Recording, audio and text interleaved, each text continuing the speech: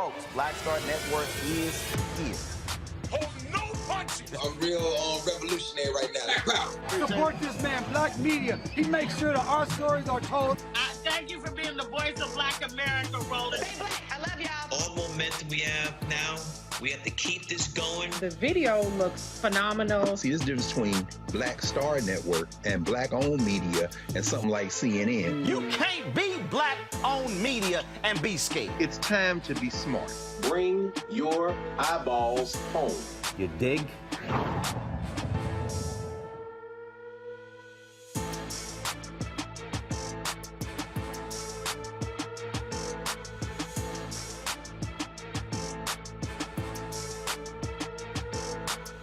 All right, I'm back in the mothership. Today is Friday, July 8, 2022. Coming up, Roland Martin Unfiltered, streaming live on the Black Star Network. President Joe Biden signs an executive order to protect women's reproductive rights since the Supreme Court overturned Roe v. Wade, leaving abortion laws up to each state. But how effective will this order be? The June job report indicates the nation added more than 300,000 jobs despite high inflation and rumors of a recession. Oh, Fox News is pissed.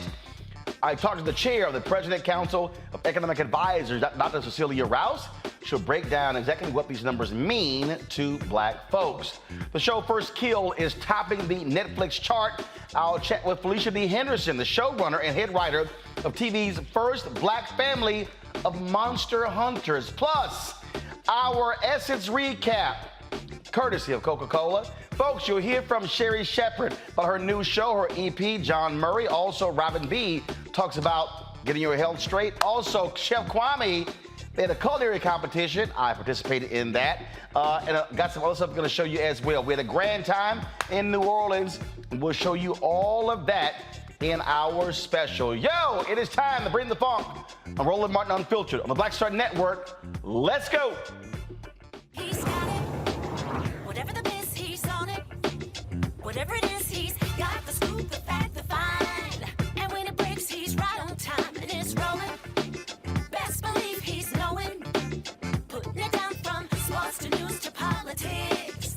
With entertainment just for kicks, he's rolling. It's on go, roll, roll, y'all. It's rolling Martin, yeah. Rolling with rolling now. He's funk, he's fresh, he's real, the best, you know he's rolling Martin now.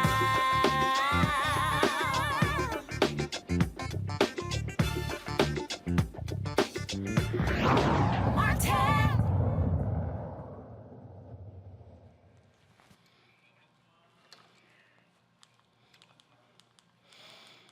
All right, folks, today President Joe Biden signed an executive order to protect abortion rights for Americans. 2 weeks ago, the Supreme Court ended a woman's constitutional right to make her decisions about her body. Biden's order calls for the Department of Health and Human Services to submit a status report and create an interagency committee on abortion. It also expands access to contraception, provides free legal representation for abortion providers and those seeking abortions, and has additional protections for reproductive health care data. Now, the president urged Americans to get out and vote to prevent their rights from being taken away. It was about a deep, long-seating antipathy toward Roe and the broader right to privacy.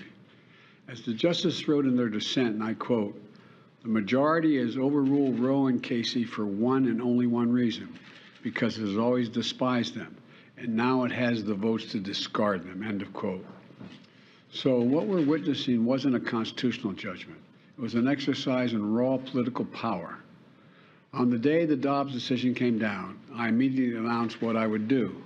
But I also made it clear, based on the reasoning of the court, there is no constitutional right to choose. The only way to fulfill and restore that right for women in this country is by voting, by exercising the power at the ballot box. Let me explain. We need 2 additional pro-choice senators and a pro-choice House to codify Roe as federal law. Your vote can make that a reality. I know it's frustrating, and it made a lot of people very angry, but the truth is this, and it's not just me saying it, it's what the court said. When you read the decision, the court has made clear it will not protect the rights of women, period. All right, folks, let's talk about this with our panel. Kelly Bethea, communications strategist, Michael Imhotep, host, the African History Network show, Matt Manning, civil rights attorney. Kelly, there are people who wanted President Biden to do more. Folks like Ellie Mistel has been saying that, look, he should provide, again, allow abortions on federal property. A number of different things that he could have done. Do you believe that this executive order is an effective one? I won't know if it's effective until we actually see it in effect, but I agree with those who think that he could have done more. Executive orders wield a lot of power, and we saw that power in action through many presidencies, between Obamacare and Trump executive orders, and even some of Biden's executive orders after he got into office immediately, right? So to say that this was enough, I'm grateful that the administration is doing something, but it always feels like they are considering the other side of the political spectrum when they make decisions like this, when it has been made clear time and again that the other side of the political spectrum does not care. So I don't think it went far enough, but I'm glad that something got done. Maybe this is the start. I hope it is the start. But yeah, we'll see. Matt, for folks to understand how Republicans, how frankly nutty they are, check this out. Texas legislators threaten Sitley over abortion care travel costs. Here's a major law firm, a national law firm, significant presence in Texas. And these folks are saying, if you dare pay the travel cost for employees, we're going after you.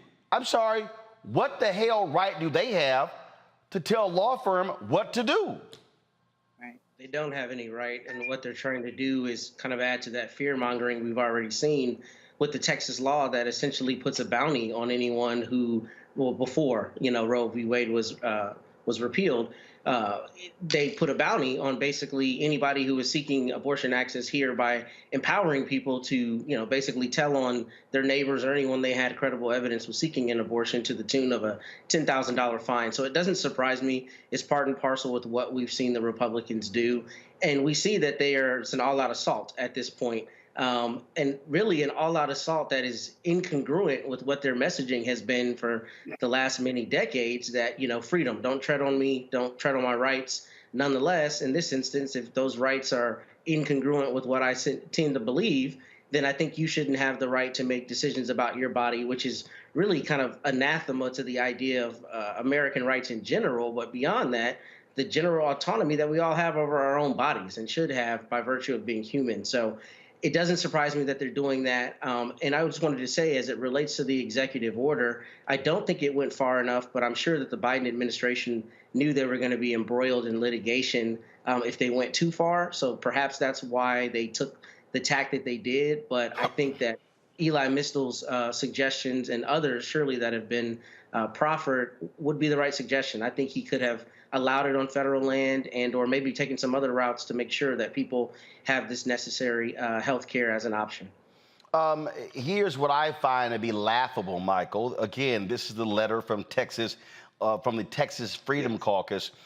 They actually said, to the extent that Sitley is facilitating abortions performed in violation of Article 4512.1, it is exposing itself and each of its partners to felony criminal prosecution and disbarment. The letter also details proposed legislation to be introduced in Texas that will impose additional civil and criminal sanctions on law firms that pay for abortions or abortion travel.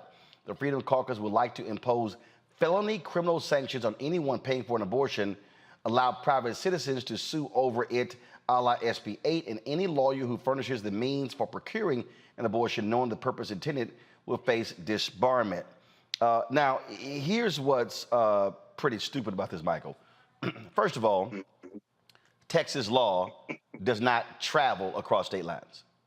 Right. That's first. Right. You can't say, oh, if you did pay for it in Texas, but it happened elsewhere, then the law applies to you. No, it doesn't. You're only able to govern what happens in your state. But I need people watching and listening to understand that this is the extent that these Republicans are going to try to go to threaten Americans for making their choices. That's what we're talking about here. Yeah, Roland, you know, this is so crazy because when it came to being able to not wear masks, they wanted freedom, okay? When it comes to Second Amendment rights, they want freedom. But when it comes to women having autonomy over their body, all of a sudden now they don't want freedom, okay? So this is what Biden is dealing with. The executive order was good. It came within 2 weeks of the ruling from the U.S. Supreme Court. I know that people say that there's more that can be done, things like this, but when it comes to doing abortions on federal property, okay, well, if that takes place within Texas, then you're still dealing with all these lawsuits and you're still dealing with this legal backlash because it took place in Texas. I know it's on federal property. So, you know, there may be another portion possibly of an executive order coming. This is a good first step, but it has to be codified by Congress. It has to be codified by Congress, which is why it's important. It was important for him today to drive home the point again that you need at least 2 more Democratic senators, and not Democrats like Joe Manchin, but the right type of Democrats who will vote to codify Roe versus Wade. And I would say you need more than 2, because as you've talked about here on this show before, Roland, you have some Democratic senators in states that have Republican governors. If something happens to one of them, that Republican governor can replace them with a Republican senator and tilt the balance of the Senate. So this is high stakes grandmaster level chess that we're dealing with. So this is extremely important, but this is a good first step. Melanie Campbell, Black Women's Roundtable, your assessment of this executive order signed by President Biden today, does it go far enough? Oh, I think it's what he can do from the pulpit of the White House, from the executive branch. Truly, what we have to have is a legislative remedy that's going to be systemic. Can he do more? Yes, I think that they'll continue to push it. I think it's very important that he stated that it was important that folks also vote and try to do what they use the power of the vote, even in the midst of the challenges we face, of course, with this election cycle, because we won't be able to codify Roe v. Wade without Congress acting. And the Senate is up, the House is up, and as well as many states. And even as you try to figure out how to roll this back, there are so many governor's races and state legislative races that are also up this year. So I think it's really important. I think also what was important is that they were going to use the Department of Justice that would try to protect people who may end up being charged for driving across state lines.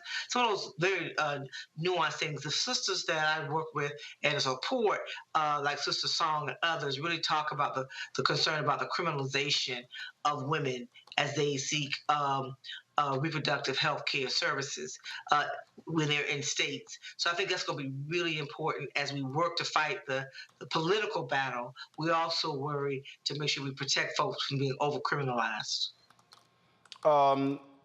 What we're now, one of the things, Melanie, that Biden said is that Republicans greatly underestimate the power of women. He believes that this Supreme Court decision is going to be a boon for Democrats, and it is going to really hurt Republicans in November. Agree, disagree? I think I partially agree. I think that there's nuances to that for Black women. There are other really critical issues that impact us, but generally, I think younger women along lines of age, when you're looking at women who are in their reproductive years, having that concern and waking up to it. Roland, one of the things that happened a lot when we were in New Orleans for Essence Festival weekend, the kinds of conversations we were having, there was a sense of urgency by younger women who were trying to figure out now this is really happening. My rights are being taken away. Just trying to figure out what to do and how can what is it that we can do to fight back. And so I think that so I heard a lot of that over the course of the weekend. The issue around our rights and freedoms, whether we're talking about voting rights or reproductive rights, I think the connection to understand that all of our rights and freedoms are under attack or in a situation where they're going to continue to erode rights and freedoms for all of us. And so I think that it will have a role. I think it was seismic. It was such a major shift in rolling back. Just like we were out there in the streets a year ago and continue to fight, of course, around voting rights. I think the timing of it is on people's minds when people would normally be thinking about just going to the beach, quite frankly. They're worried about whether or not if something happens, I need to get an abortion or I may be in a hospital or I may have to have those kind of reproductive services to save my life or a family member's life. So it's out there in the ecosystem, and the folks that are showing up. The very first day, Deborah Scott with Georgia Stand Up, who we partnered with around Black Women's Roundtable. Within that hour of that decision, her young people who are interns for her for the summer said, we want to go out here and do something. So they were out there in front of the Georgia State House protesting. So when you think about the response, I think it will have an effect. That really is the fundamental question, Kelly. You hear Biden talking about vote, vote, vote. We know 53% of white women voted for Donald Trump in 2016. They came out to support him again in 2020. And so if that's the case, was Biden saying correct? Because the reality is the largest group of voters in America are white voters. I still feel like Biden, in a way, is in this,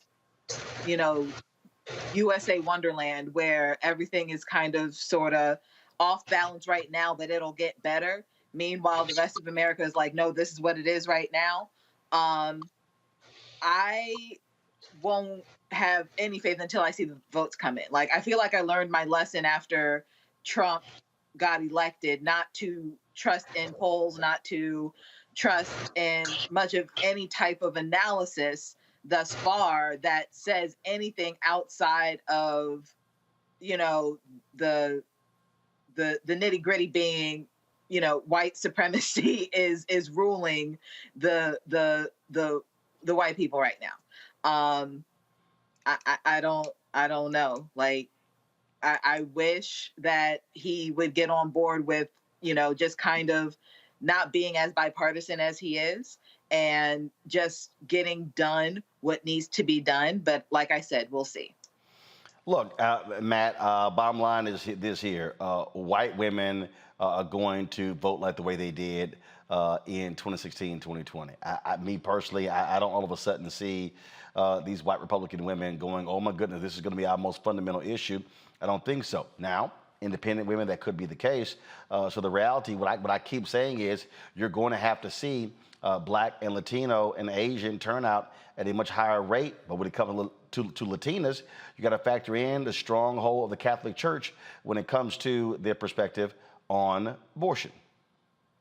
I think that's correct, Roland, but I think what remains to be seen is the effect of all of the single issue voters who voted Republican for so long because they were so incensed or otherwise energized around abortion. I do wonder what the aggregate effect of that will be. But to your point, obviously, we need more people voting, non-white people voting in mass to make sure that the correct things happen going forward. And one thing I wanted to add that I didn't mention before is I do think that Mr. Biden has a good opportunity to test the bounds of federalism here, because the real fallout of Roe v. Wade is it goes back to the states, right? And you have a patchwork of state policy. So I think one of the things that the federal government can do here is really push those bounds of federalism, because I think Michael alluded to the point earlier, if something were happening on federal land in the state of Texas, the state of Texas might try to fight it, but I don't think that the state of Texas would have supremacy over that federal action. So I think that is one place that they can continue to build on not only these protections, but maybe affording the actual right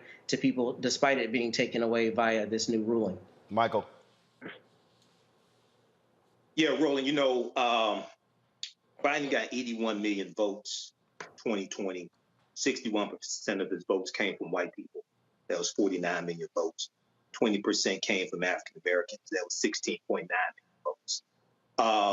The intensity right now, and it's going to continue, I think, as we hear, just like there was a story today that MSNBC ran dealing with how one of the drugs that's used to treat cancer is also used to treat for that women use it when they've had miscarriages, and how this can be also a drug that gets banned. This is the next step of this. It's not going to stop here, okay? So if you look out in the streets, people are not marching in the streets because of inflation.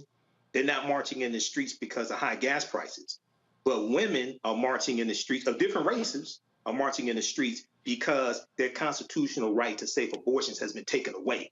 So I think this is different in some respects to 2020, because now you're actually dealing with the Supreme Court ruling and taking away a constitutional right they've had for 50 years, as opposed to in 2020 or 2016, they were saying it could happen. Okay, so I think I'm not saying all white women are going to vote for Biden. That's not what I'm saying. But I think the game has changed here, and this is an opportunity for Democrats and others who see this as wrong to galvanize the support and actually turn this into votes for the right type of Democratic candidate. Melody, what do you make of all of this drama over Supreme Court Justice Brett Kavanaugh having to leave Morton's through the back of the restaurant because he was because of protesters? Folks, boy, the right, they're really, really upset. I mean, this is the same person who's the same person whose vote. The same person that lied. Well, he lied, but also this is the same person whose vote is forcing women to leave certain states to actually get an abortion. I mean, a 10-year-old girl in Ohio was raped, and she can't get one in Ohio. She has to literally go to another state. But just to show you again, how they operate today, in the White House briefing, Press Secretary Jean-Karine Pierre had to deal with Peter Doocy of Fox News, who was just, and again, this is their thing now. It's like, oh my God, how dare you question these Supreme Court justices? Watch this. Protesters to intimidate Supreme Court justices when they're out to eat, like Brett Kavanaugh, who had to sneak out of a steakhouse last night. We have been pretty clear on this. The president has been very clear that we condemn any intimidation of judges in this specific question here. We have condemned that. We have signed. He has signed a piece of legislation making sure that they have the protection that they need. But you never said don't go to their houses. So as long as they're peaceful, would you say don't go to a restaurant that a Supreme Court justice is at? What I'm saying is we condemn any intimidation when it comes to judges. The president has talked about this, and we have put out statements in his name and many times. If protesters know that a justice is out to eat at a restaurant, that they can go and protest as long as they are what you consider peaceful. That's okay. Well, we have said that we want to see peaceful protests. That's what we have said. We want to see the protests be peaceful, but when it comes to intimidation, that is something that we have condemned. So where's the line? If these protesters can go to a justice's house and they can go to a restaurant, where is it that you don't think it's appropriate for a group of protesters to go? I just laid out, you asked me about intimidation. We condemn intimidation. We condemn any violence, and we've been very clear. It is a clear definition of what violence is and what intimidation is. Peaceful protest, people should be allowed to be able to do that. In a restaurant? If it's outside of a restaurant, if it's peaceful, for sure. Really? Peaceful protest. Your first question to me was intimidation. So these justices, because protesters do not agree with an opinion that they signed on to, have no right to privacy, is what you're saying. But Peter, this is people have the right. This is what a democracy is. People have the right. To privacy? Of course, people have a right to privacy, but people also have a right to be able to protest peacefully. Is that peacefully? safe? It's the intimidation and the violence that we condemn. Is that safe? Peter, Isn't that creating a potential really bad situation when there are people, even if they're being peaceful at the time, they're angry, and that's why they would be there, right? Peter, we have condemned any intimidation and violence. I said peaceful protest should be allowed. We do condemn intimidation, and we condemn any violence at any whatever type of violence. We've been very clear on that. So President Biden, and the president has signed in Congress to make sure that the judges have the protection that they need. This administration has provided U.S. Marshals through the DOJ to make sure that these judges are protected. So we have shown how we want to make sure that intimidation and violence is not the way to go. It is not the way to have a political discourse. I'm done here, Peter. That's the most important part. I'm done here, Peter. Okay, so let me just sort of explain to one of the dumbest members of the White House press corps, whose father is equally dumb, Steve Doocy at Fox News. Okay, Peter, let me just help you, okay?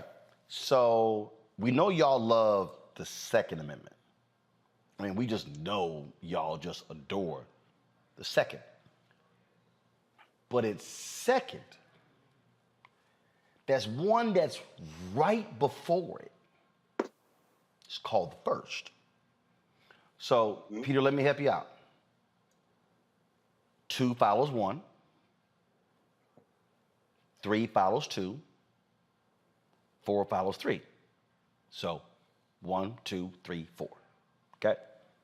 Which means that if it's the first, that means the slave-owning, rich, sexist white men who wrote the Constitution kind of thought it was a little important to make it the first. Okay. So when you say, do they have a right to privacy? Peter, let me help you out. A restaurant is public. Now, I know that might be a little hard for you, so I'm going to say it slower so it might seep in to the empty space between your 2 ears, okay? A restaurant, a public restaurant is public. It's not a club where you have to be a member to go in. So, yeah, someone can actually protest outside of a restaurant. If they choose to go into the restaurant, well, then management has the right to remove them from the premises. Is that correct, Matt? Just want to make sure the law was straight. That's right. Okay. All right. So they can be removed. So if somebody wants to protest, that thing called the First Amendment kind of helps them, not a little bit, a lot, right, Matt? That's right. Okay. So this notion of a right to privacy, it doesn't exist when you're at a public restaurant. Is that correct, Matt? That's correct. So I get all of these right-wing Fox News people who are really up in arms and upset because people are protesting outside the homes of Supreme Court justices. But last I checked, Melanie, there are 3 branches of government. There is the executive branch, and that's the president, White House. There is Congress, House, Senate, and then there is the judicial. They are, according to that document, Melanie, signed by the racist, sexist, slave-owning white men, there are three co-equal branches of government. We're on the same page? Correct. Okay, now, there are three, so they're co-equal, which means that there are people who literally, and we're 2 blocks away, they can actually stand in front of Biden's White House. That's right. And protest, and he can actually hear them from the street. Senator Chuck Schumer has said folk protest outside of my house constantly. So why all of a sudden is there this belief that somehow the Supreme Court justices are so separate that you can't protest in front of their house when they are a co-equal branch of government? You get the good with the bad. When you choose to become a Supreme Court justice with a lifetime appointment, guess what, boo? Suck that shit up. You might get some protests. Right. Well, Roland, the other part of it is the hypocrisy of saying that they deserve privacy when what they have done by reversing Roe versus Wade is strip away a woman's right to privacy. Right. So some folks go to. I think, and we know it's about changing the subject for that reporter. It's like you just kept going on, and she answered the question. I wish you would have just told them to dismiss them a little sooner, because at the end of the day, that is the bottom line. It's like people have a right to protest. If you're out in public, whatever elected, if you're a public official, people have a right to protest, and again, peacefully, and all of that she said. But at the end of the day, how dare you talk about privacy when you have ripped away women's right to privacy to make those decisions with her family or significant other, or just with herself, to be able to do what she needs to do with her body. The God gave women the power to bring in life into this world, and understand that all that goes with that.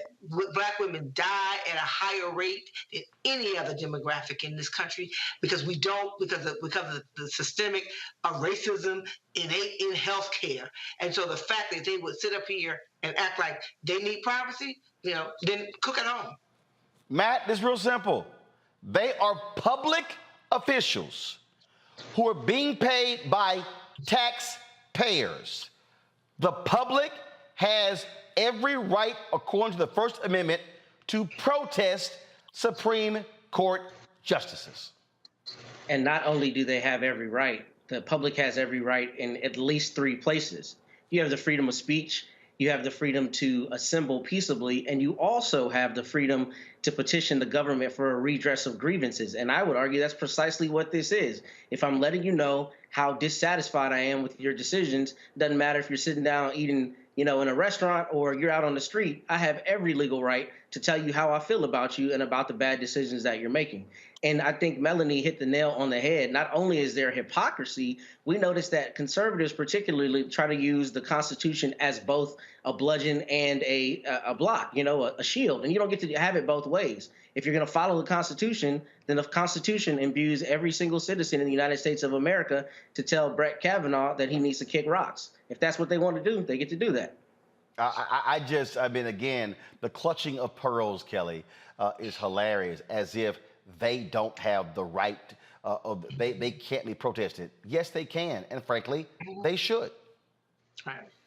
I just don't understand how, the hypocrisy of conservatives calling progressives and the like snowflakes only to complain about a peaceful protest outside of, albeit private residences, but public streets.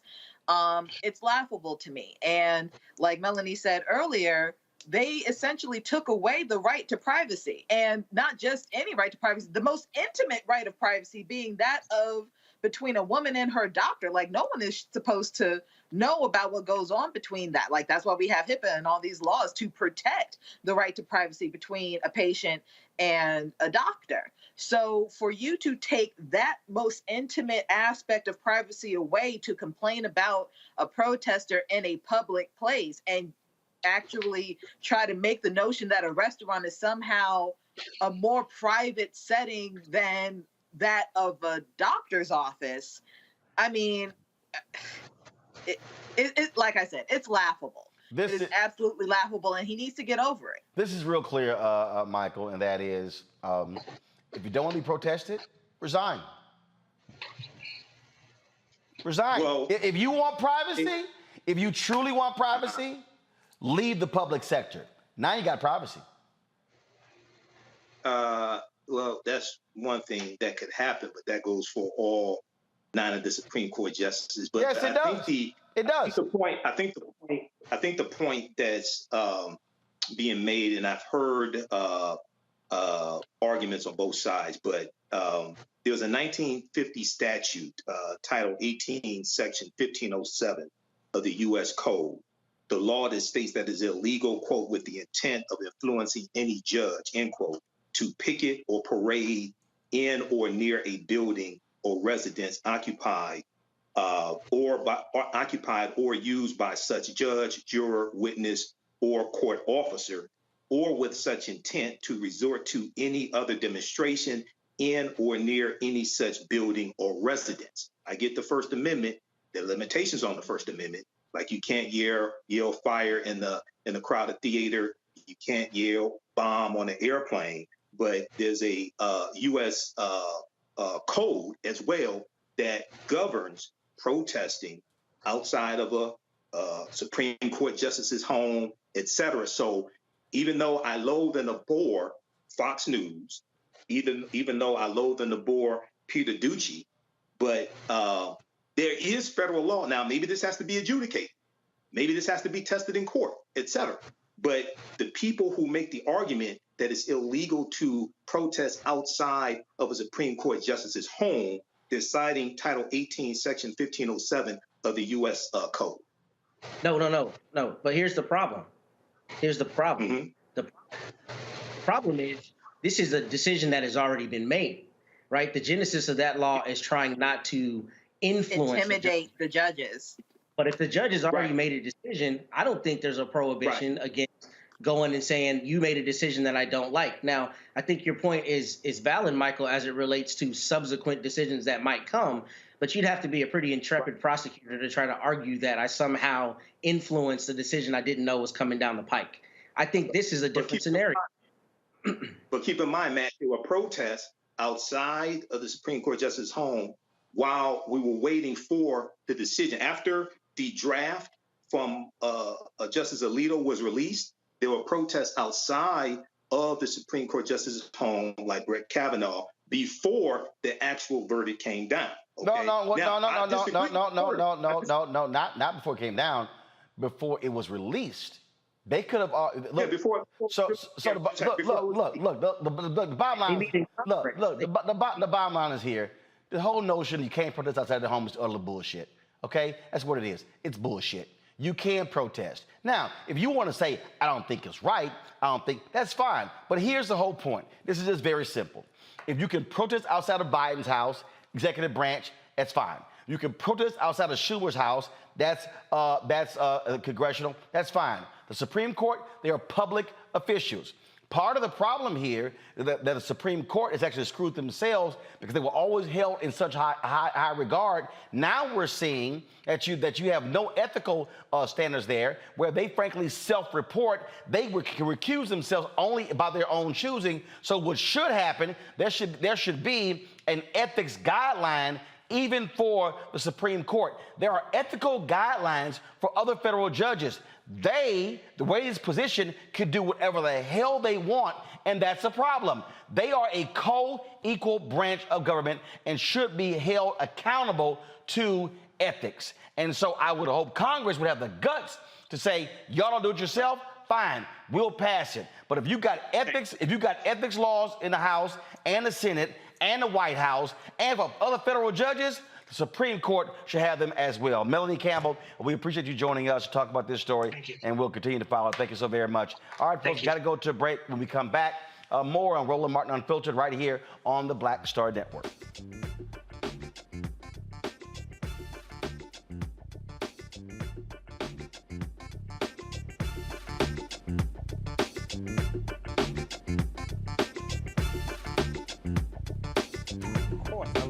Spike Lee. Of course, who didn't? I mean, he's a genius. But then also, I was this kid from Brooklyn, right? That felt like, you know, give me my damn respect. I made this, you know, this creative art, right, that people are responding to. And it would have been great if we had the opportunity to sit one-on-one. Hold on one second. Okay. Spike. What's up, babe? So I'm in LA right now. I got a one-on-one series with my network, Black Star Network. And I'm interviewing Maddie Rich. I appreciate that, bro. That's a big moment, man. That was like, man, that was good. Got me all choked up. That's good. Well, I'm all about connecting. Appreciate that.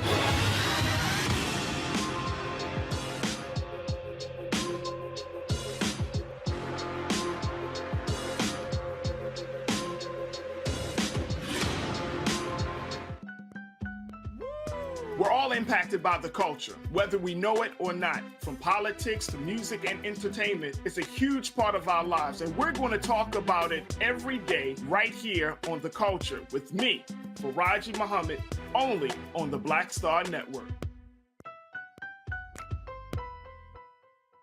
Hi, I'm Kim Burrell. Hi, I'm Carl Payne. Hey, everybody, this is Sherry Shepherd. You're watching Roland Martin Unfiltered.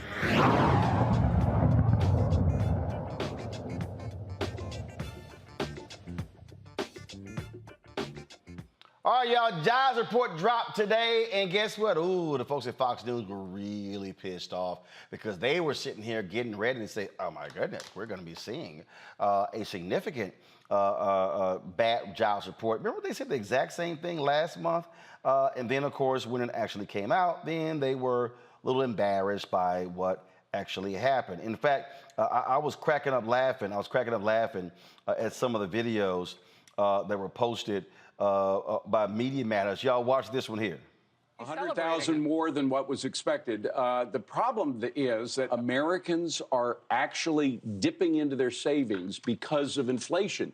So they're running out of their savings. What do you do when you're at home and you run out of savings? You go back to work. So we might be in a recession, and that means that a lot of those 11 million job openings will dry up. This is some recession we're having, isn't it?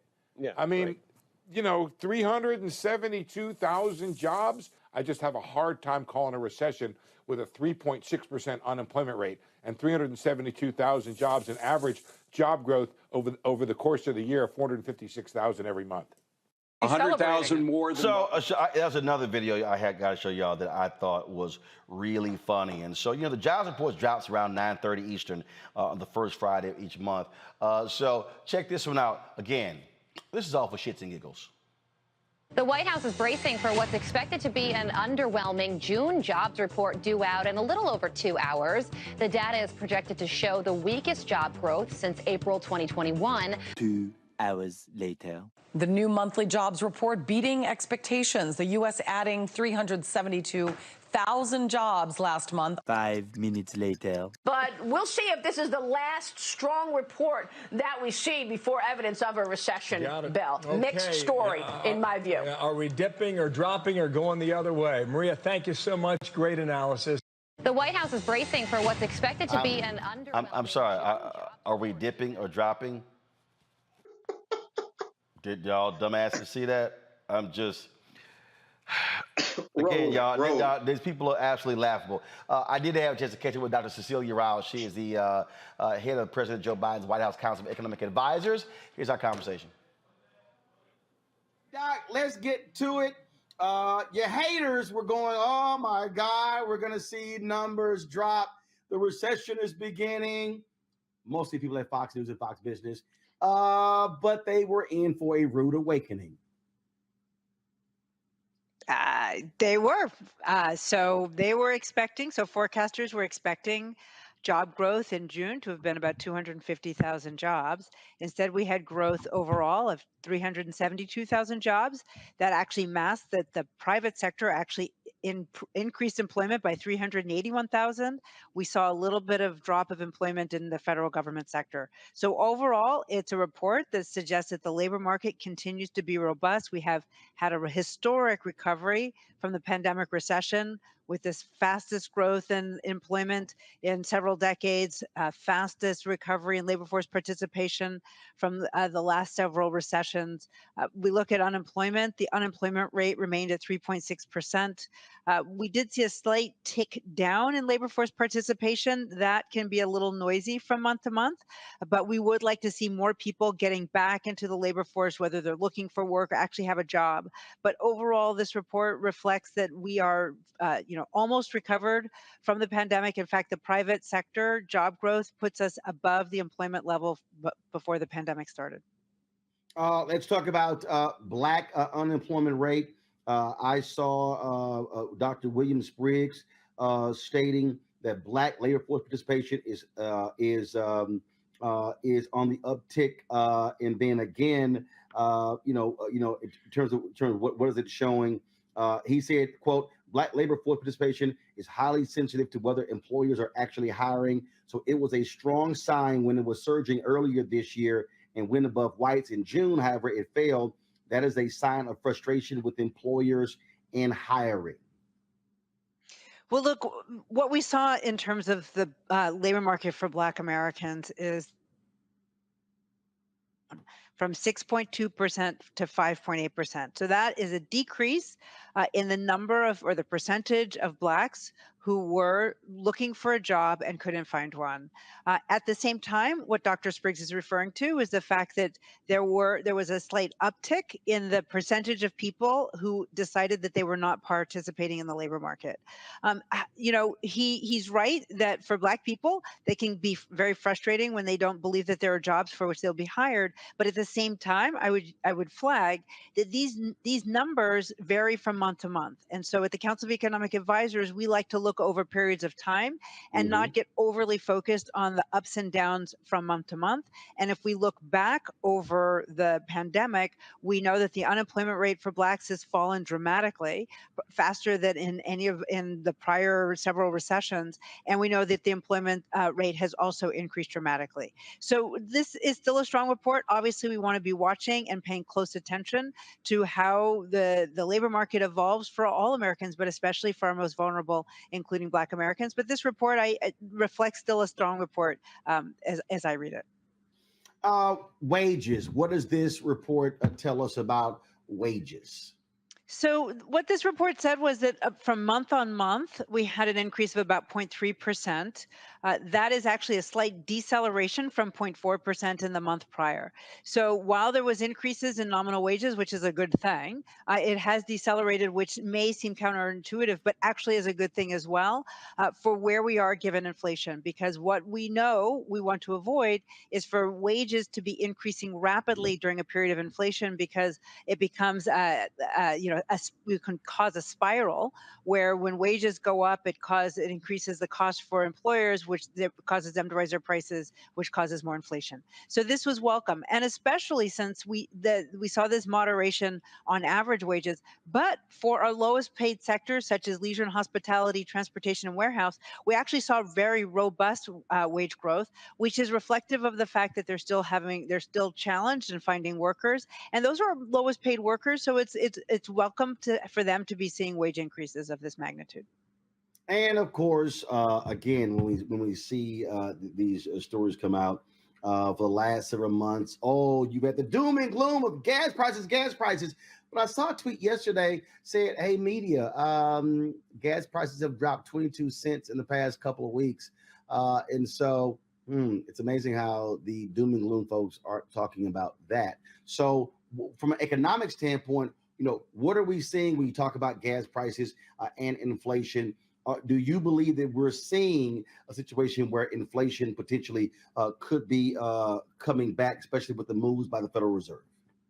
Well, the Federal Reserve is focused on taming inflation, and the president very much respects that is the role of the Federal Reserve. He himself is doing what he can, whether that's by trying to lower prescription drug costs, lower childcare costs, by giving the Fed their independence, and by reducing the deficit, which is another way of ensuring that there's not too much fiscal stimulus, as we call it, too much. The federal government isn't trying to prop up demand inadvertently. The president wants to do so by raising taxes on the very wealthiest. And for corporations, not only is it fair, but it helps to raise revenues to make the kinds of investments in our economy that we know are so important. But what I would say is that, inflation is a problem. The president recognizes that. I recognize that.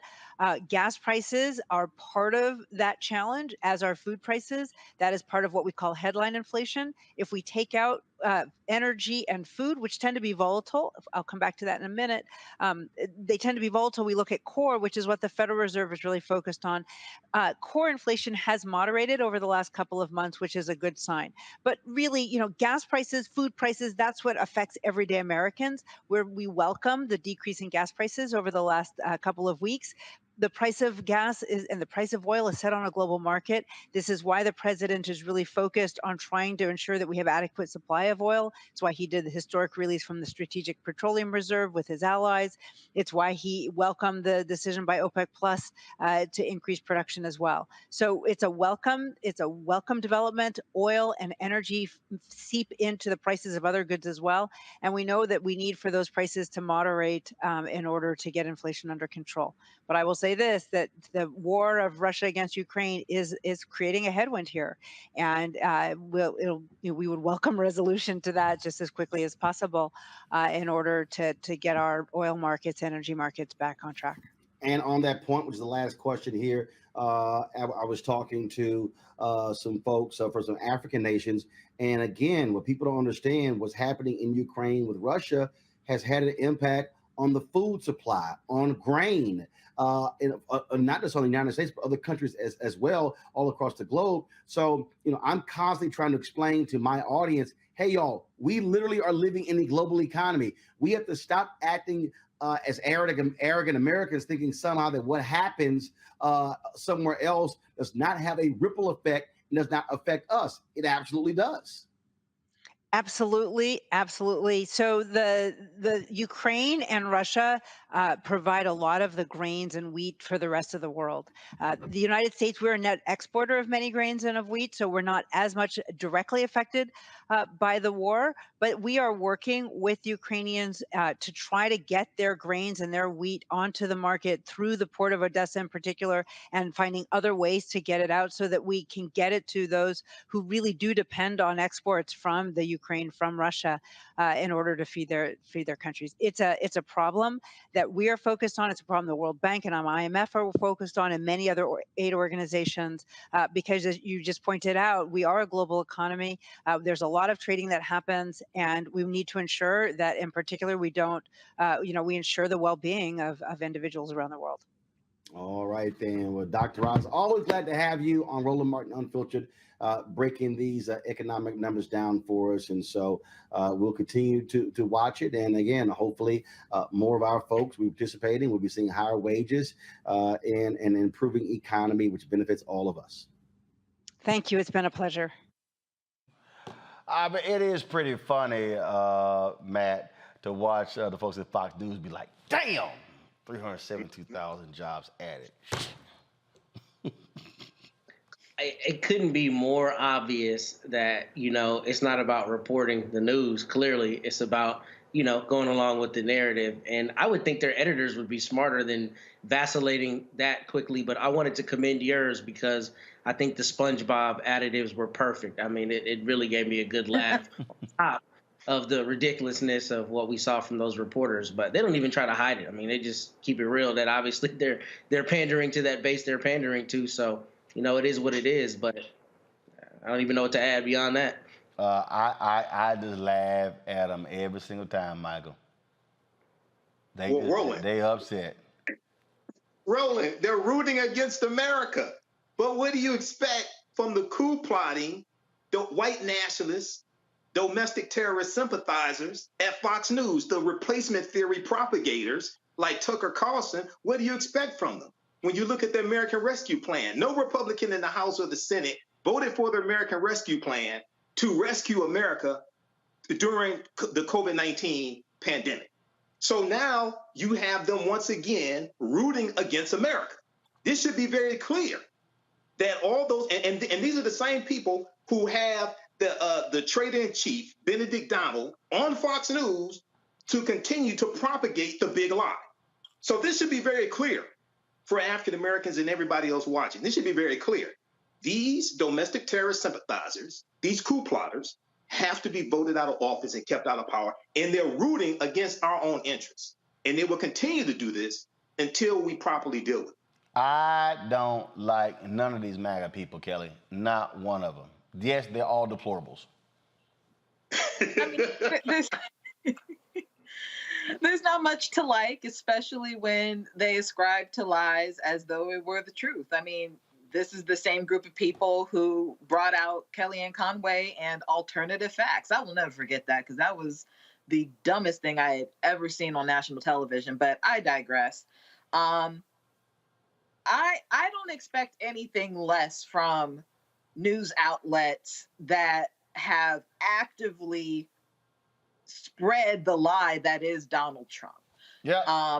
And I expect nothing less for them to be upset at the truth because it doesn't align with what they are lying about.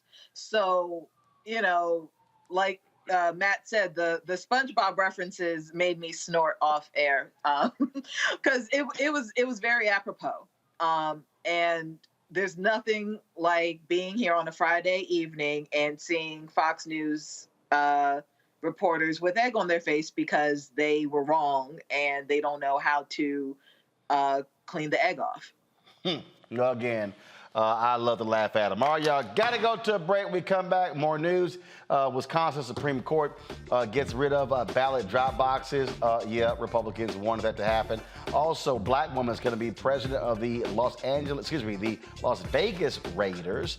Also, we got some other news. And we'll talk to a sister who is the showrunner of a show on Netflix, Black Folks Chasing Down Monsters. You mean tell me we ain't the ones who died in the first 5 minutes? That's new. You're watching Roland Martin Unfiltered on the Black Star Network. Download the app, y'all. Available on all platforms. Even Felicia got a kick out of that one. Y'all, Apple phone, Android phone, Apple TV, Android TV, Roku, Amazon Fire TV, Xbox One, Samsung Smart TV. You can also support us in what we do. Of course, your dollars make it possible for us to travel all across this country. See your check and money orders too. P.O. Box 57196, Washington, D.C. 20037-0196. Cash App, $RM Unfiltered. PayPal's are Martin Unfiltered. Venmo's RM Unfiltered. Zelle is Roland at RolandSMartin.com. Roland at RolandMartinUnfiltered.com. We'll be right back.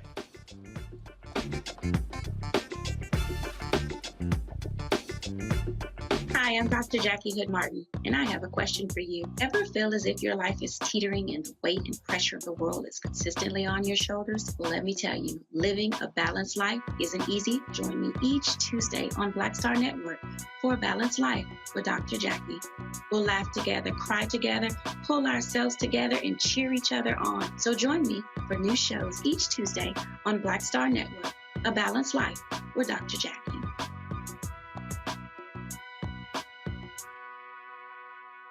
Pull up a chair, take your seat.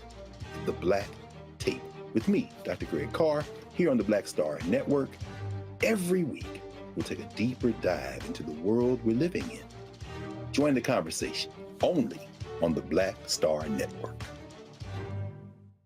Carl Payne pretended to be Roland Martin. Holla! You are watching Roland Martin, and I'm on his show today. And it's what? Huh? You should have some cue cards. Hey, what's up, y'all? It's your boy Jacob Lattimore, and you're now watching Roland Martin right now.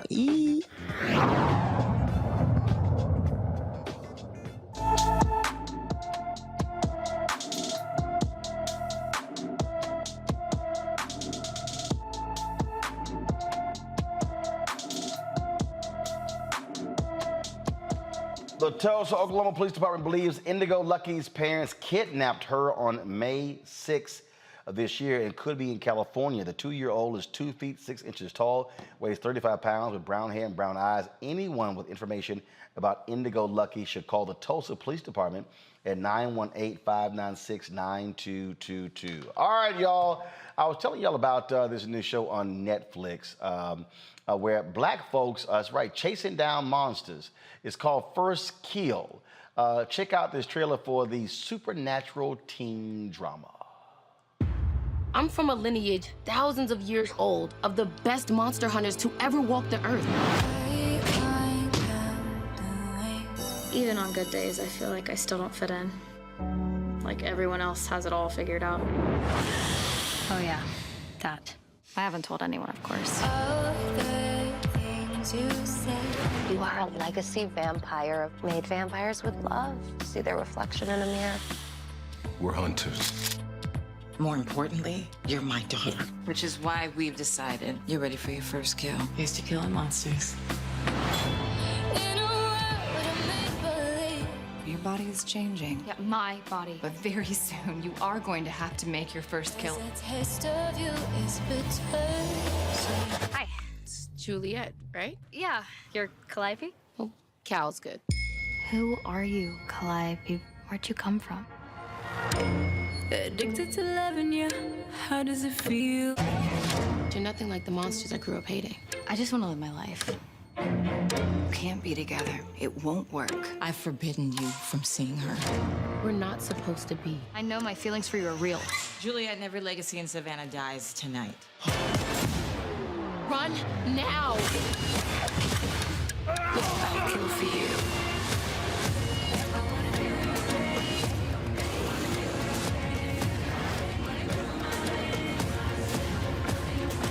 Keep your fangs in your mouth. We won't have a problem. We will always have a problem. I had to choose between you and my family. I choose my family. What about us?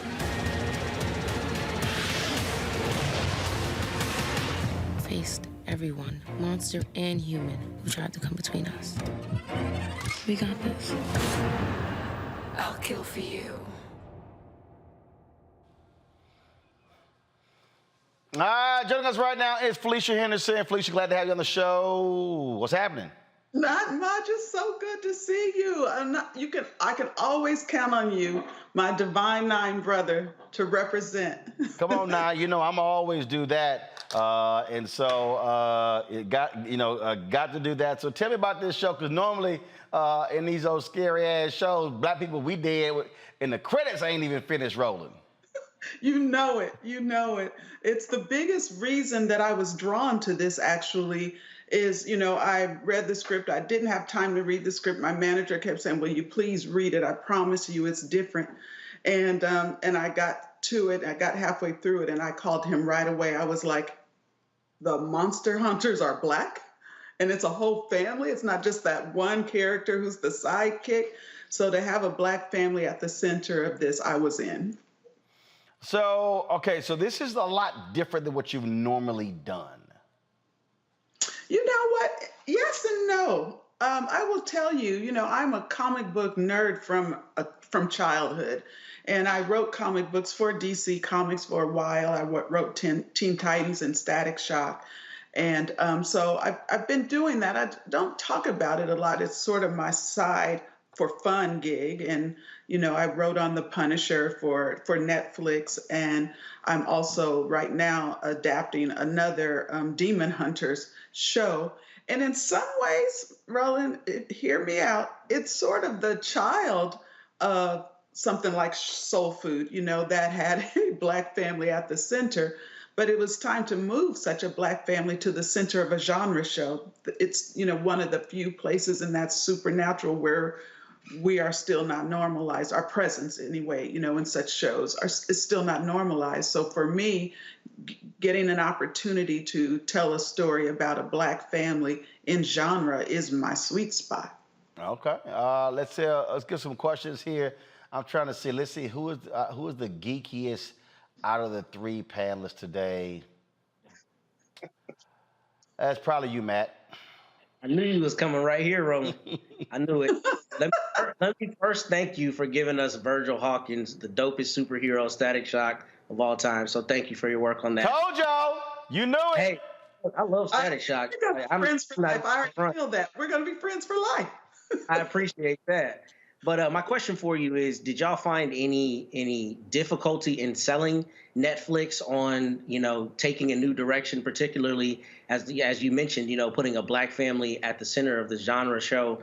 Sometimes we see backlash in media and on social media when you have, particularly in the superhero genre, people responding adversely, right? Saying either the character shouldn't be black or black voices shouldn't be centered. So what, if any, pushback did y'all have in that respect when it was being pitched to Netflix? Thank you. That's a good question. And, the good and the bad of it is it comes from a short story that was written by a New York Times bestselling author. So Victoria Schwab. So that had happened, and she's so successful in that space that it was hard to deny her, and that Netflix wanted to be in business with her. So that helped quite a bit. So that it was baked in, you know what I mean? By the time it got to TV, it was adapting something that existed by a writer who's very successful. So that made it not so. And then you're also just in a space where outlets are trying to be more inclusive, are trying to do things, particularly at some place like Netflix, that reflects the way the world looks. Let's go to, Michael, we know you're the second biggest geek on this panel. This is my kind of panel. Yay! Like to pick on me because I'm a Sigma. How you doing, Sister Felicia? I'm good. I'm good. Well, this Delta sister loves her Sigma brothers. and we love the Deltas as well. So first of all, I got to tell you, Showtime, Soul Food is one of my all-time favorite shows. Okay, so I love Soul Food. I got rid of Showtime after they canceled. Okay, Me too.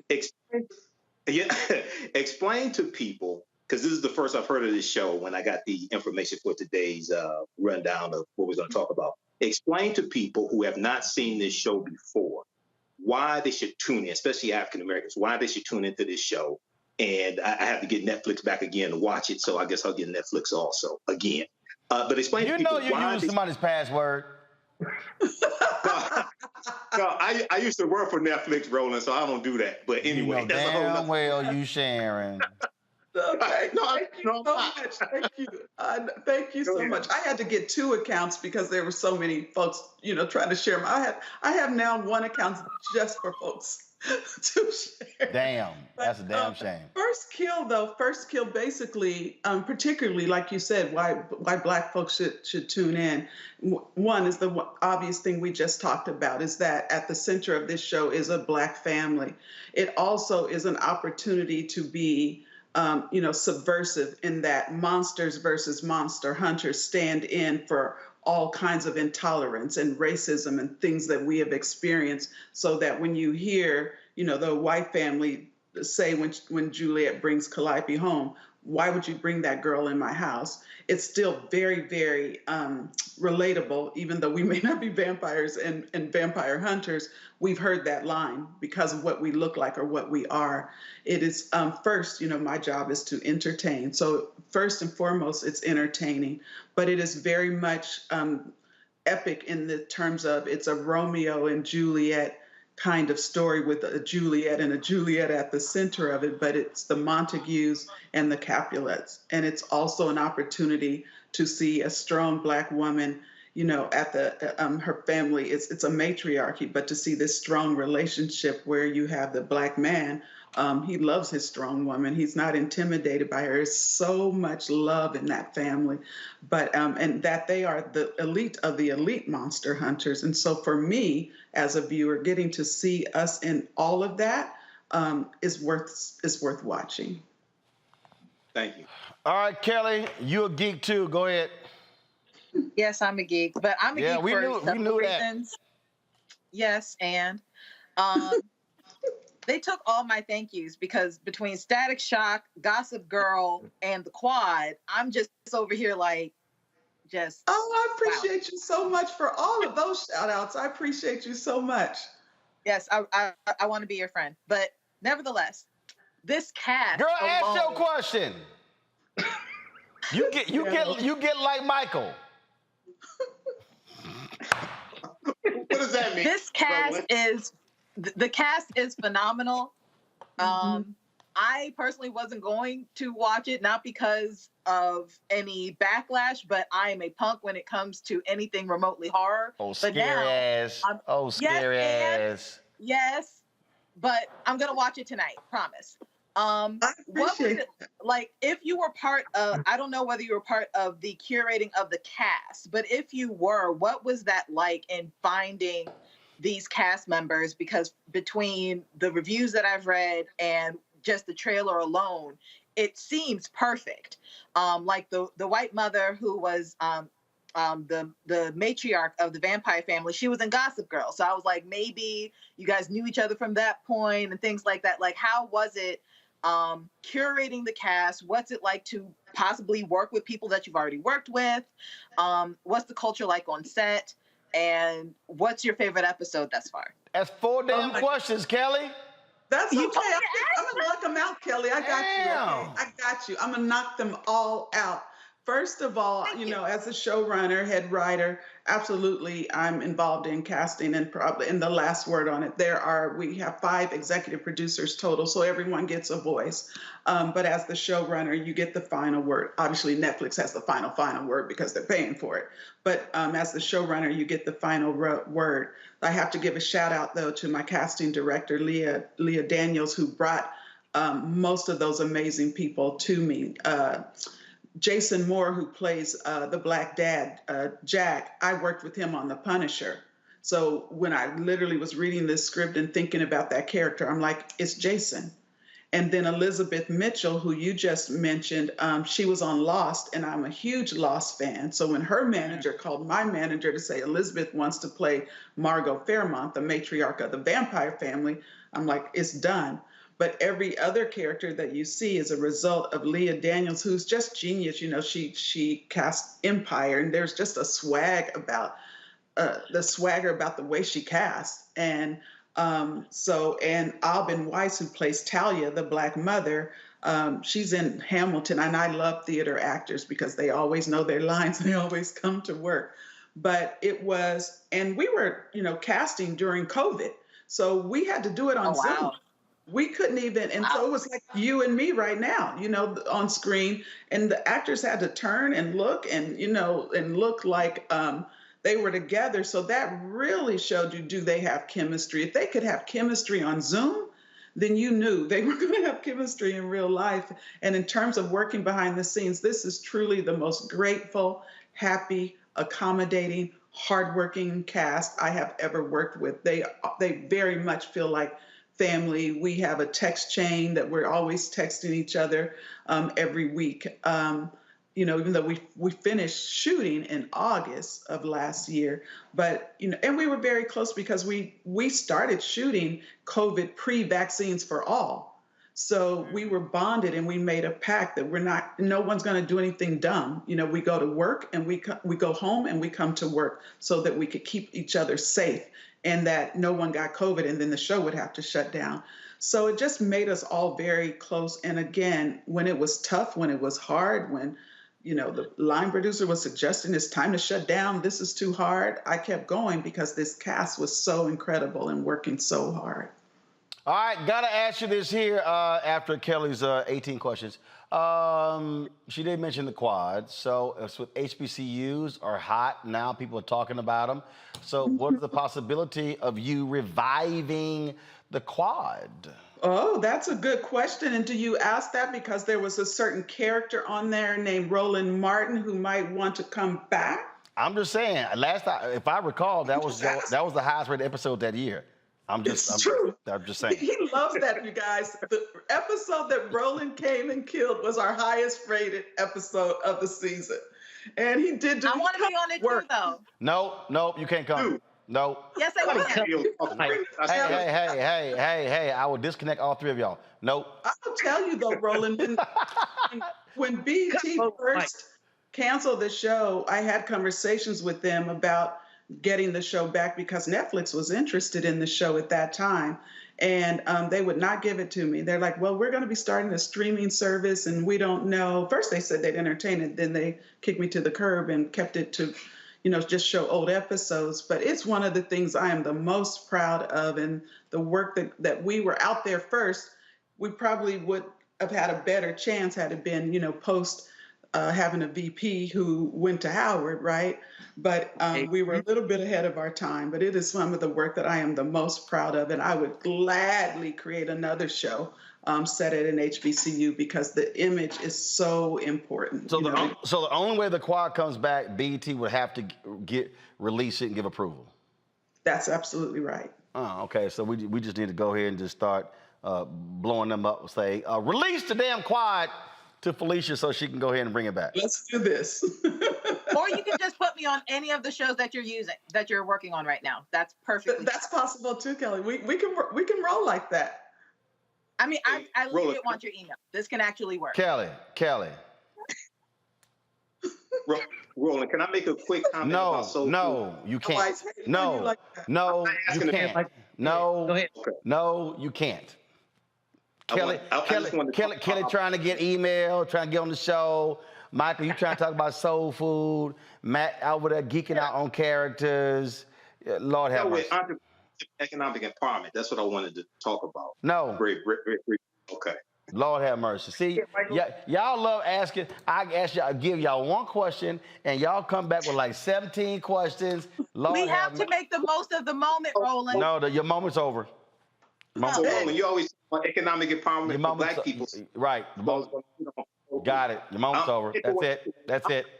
Felicia, where do people watch? Please watch First Kill on Netflix. It's streaming now. And it's important, if you start it, you will love it. And you're going to think you know how it ends, but you don't.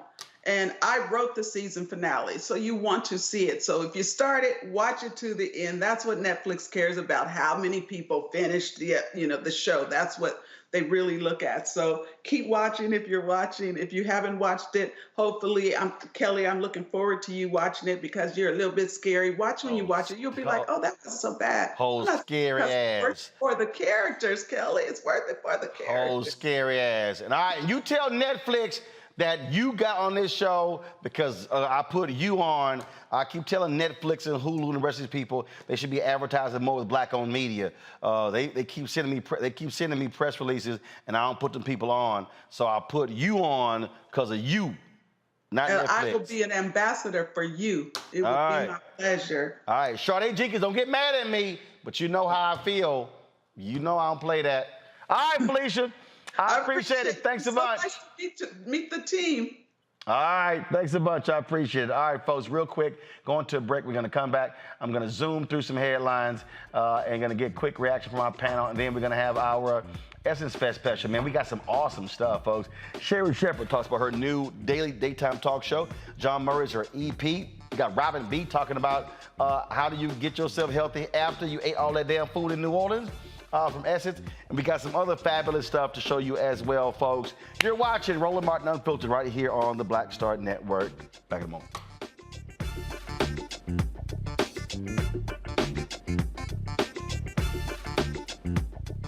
I'm Deborah Owens, America's Wealth Coach, and on the next Get Wealthy, what do the ultra wealthy know that most of us don't?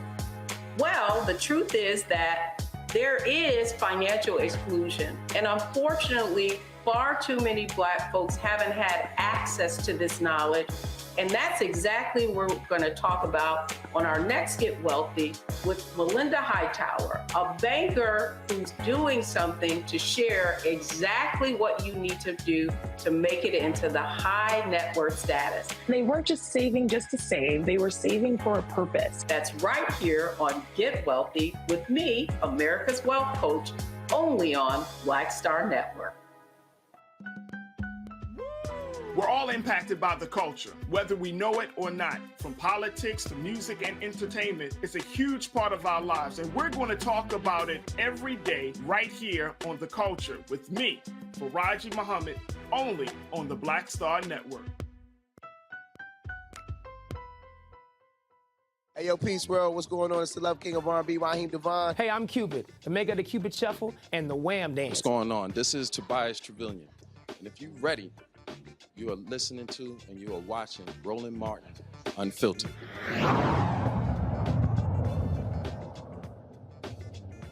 All right, the Wisconsin Supreme Court bans unmanned ballot drop-off boxes. The ruling comes as many new voter restriction laws arise after the false accusations of voter fraud in the 2020 presidential election. This ruling is expected to impact the 2024 election significantly and make Wisconsin a battleground state. Wisconsin's Democratic Chair Ben Wickler said this is about the state's highest court ruling. He said, no matter their politics, those who believe in democracy strive to ensure that every eligible voter can cast a ballot. With its ruling today, the Wisconsin Supreme Court is making it more difficult to vote. It's a slap in the face of democracy itself. Where's the graphic, y'all? Come on. We know this decision will impact people with disabilities, seniors, people living in rural communities, people with limited means, few transportation options, and inflexible work schedules, who are disproportionately young people and people of color. Ballot boxes can only be placed in election offices, and no one other than the voter can return a ballot in person. However, ballots may be mailed in. We know it's all bullshit, Matt. They just pissed off with the turnout, and then they want to shrink the electorate as much as they can. More of the same, try to keep the people away from their voice, which is the ballot box. This doesn't surprise me, and it's disgusting.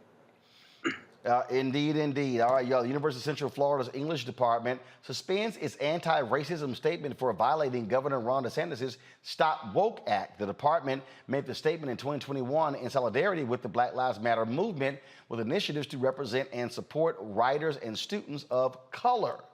DeSantis signed the Stop Woke Act into law to ban schools and businesses from, as he put it, teaching any group is a, quote, person by his or her race, color, national origin, or sex is inherently racist, sexist, or oppressive, whether consciously or unconsciously, and it's a piece of crap. The law was enacted on July 1st. Your reaction, Michael? Well, Florida needs to be desanitized, Roland.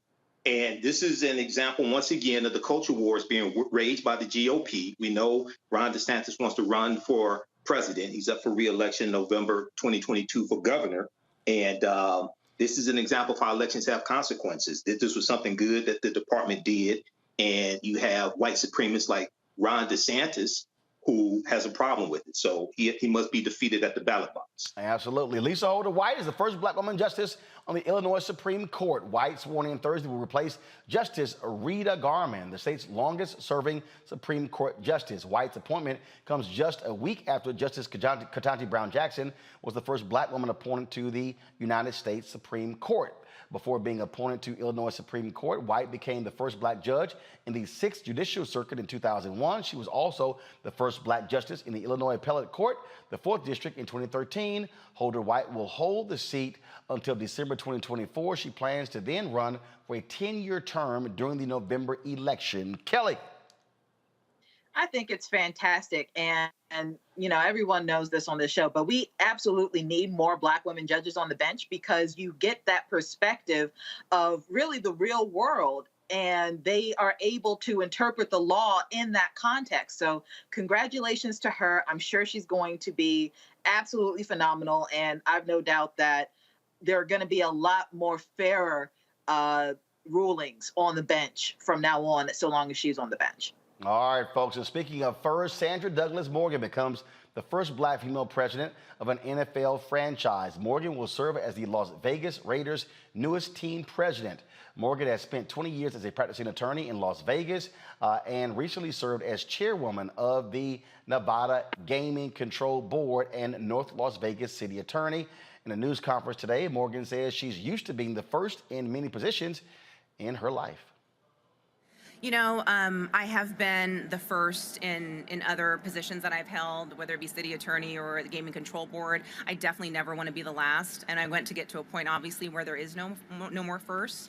But as I kind of mentioned in my comments, you know, the impact that this has is not lost on me. If I definitely would tip my hat to all of the prior women that were leaders and visionaries, and if I could be an inspiration or help or open doors for any other woman and girl out there, then that's an incredible accomplishment for me. So the importance and effect of it is not lost on me. And I know that sports is a male-dominated industry, just as gaming was. And, you know, we need to continue to break down these barriers. So I'm happy to be here, and again, thankful for the opportunity. All right. Of course, Jason Wright is the first black team president. Of course, he leads the Washington Commanders. Matt, Michael, Kelly, I appreciate y'all joining us. Thank you so very much on this show. Certainly enjoyed it. And I'll see you three geeks next week. Thanks, Roland. All right, thanks a bunch. Y'all, coming up, y'all, we're going to have our Essence special. Man, some great stuff we got there. Y'all don't want to miss it. Sherry Shepherd, John Murray, Robin B., Chef Kwame. Some amazing stuff we shot in New Orleans. Y'all know we covered it different than anybody else. That's how we roll. That's coming up next. Our Black Star Network Essence Festival recap, sponsored by Coca-Cola, is up next.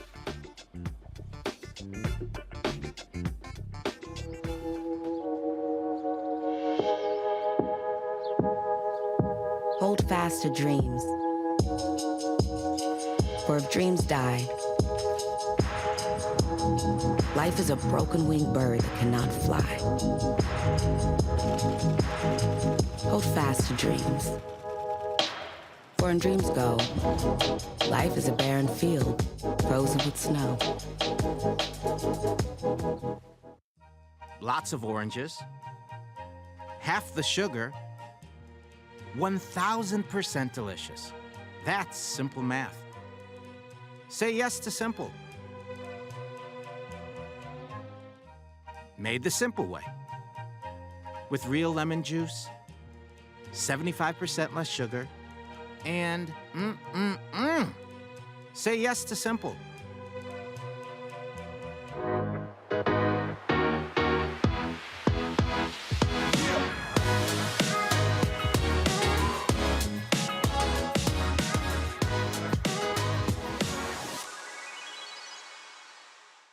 Pull up a chair, take your seat.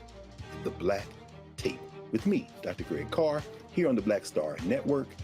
Every week, we'll take a deeper dive into the world we're living in. Join the conversation only on the Black Star Network.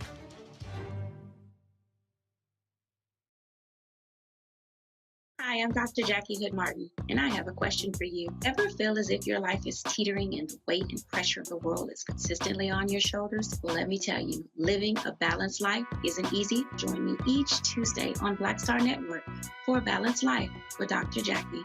We'll laugh together, cry together, pull ourselves together, and cheer each other on. So join me for new shows each Tuesday on Black Star Network, A Balanced Life with Dr. Jackie.